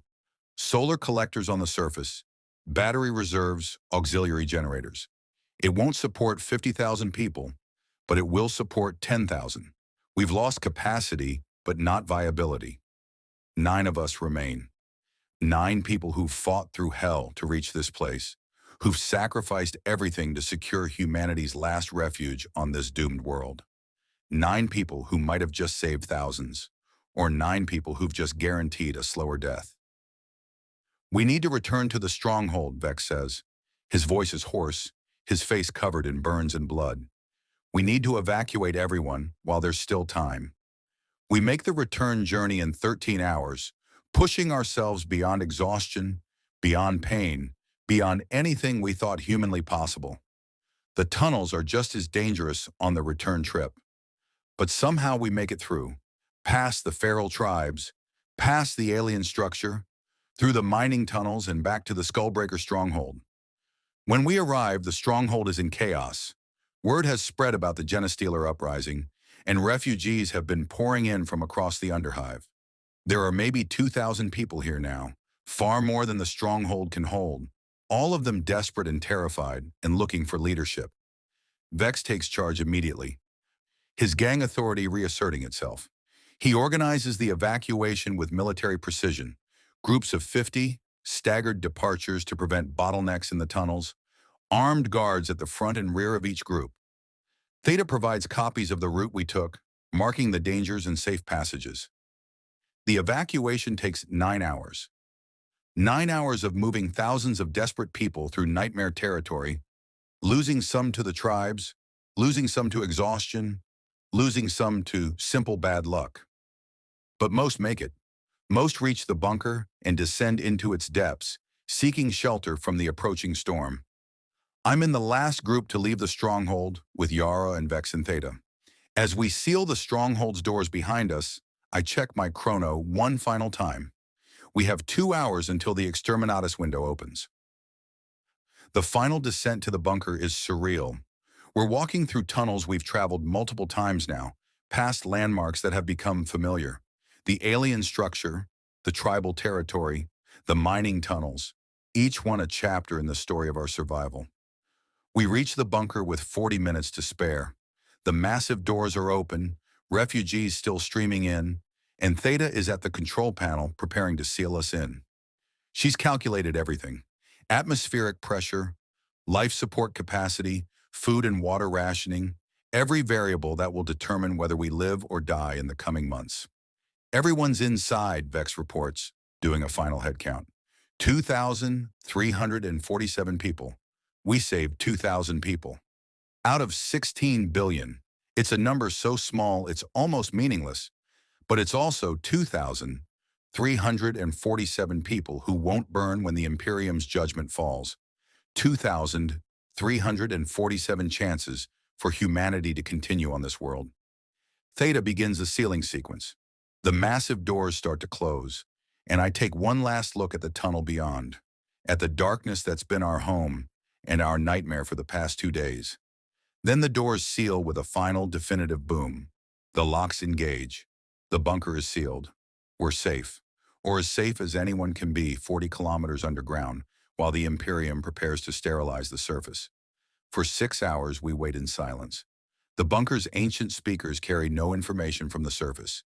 Either the communication systems are too degraded, or there's simply nothing left to communicate about. We sit in the communal areas, thousands of refugees from every level of Hive society, united in our desperate hope that we've done enough to survive. Then at exactly the time Theta predicted, we feel it. Not a sound, we're too deep for that, but a vibration that runs through the planetary bedrock itself, a tremor that makes the bunker's walls shake and dust fall from ancient ceiling fixtures. The cyclonic torpedoes have struck. The Imperium has passed its judgment on Mortian Quintus. The vibrations continue for what feels like hours, but is probably only minutes. We hold on to each other, refugees and gangers and factory workers all reduced to the same terrified humanity. Then gradually the shaking subsides. The bunker's systems stabilize. We've survived. Outside on the surface 40 kilometers above us, the Hive is dying. 16 billion people are burning in atmospheric firestorms, are being crushed under collapsing structures, are suffocating as the oxygen is consumed by the inferno. The Genestealer cult is being purged, but so is everything else.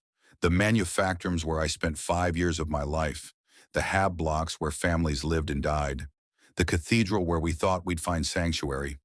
All of it is being reduced to radioactive ash in the name of galactic security. And we're here, in this bunker, having paid for our survival with the lives of everyone we couldn't save. It's been 3 months since Exterminatus. 3 months of living in this bunker, rationing food that barely sustains us, recycling air that tastes increasingly stale, and waiting for Theta's sensors to tell us if the surface will ever be safe again. We've lost 217 people in that time. Starvation, mostly, disease from the close quarters, a few to despair, people who couldn't bear the knowledge that they survived while their families burned. We bury them in the lower levels and add their names to a memorial wall that grows longer every week. But we're still here. 2,130 people who refused to die when the Imperium decided we were expendable. We've organized ourselves into something resembling a society. Work crews maintaining the bunker systems, teachers educating the children, even artists painting murals on the walls to remind us that humanity is more than just survival. Yar and I work together on the life support maintenance crews. It's not so different from the manufacturers, really. Repetitive work, strict schedules, the knowledge that a mistake could kill everyone. But it's work with purpose, work that keeps our people alive, and that means everything. Theta says her sensors are detecting atmospheric stabilization. Maybe in another 3 months, maybe 6, we can attempt surface reconnaissance. See if anything survived up there. See if there's a future beyond this bunker. I think about Station 63 sometimes, about the stamping press and the rhythm that defined my existence. Reach, position, pull, extract, place. 5 years of my life reduced to mechanical repetition, making bullets for wars I'd never see. Now I'm making something else. Not bullets, not products, just survival. Just the continued existence of humanity on a planet the Imperium tried to kill. It's not much of a legacy, but down here in the darkness, with Yara beside me and 2,000 souls depending on the work we do, it's enough. The Emperor protects, they say. But in the end, we protected ourselves. And maybe, just maybe, that's the only protection that ever really mattered.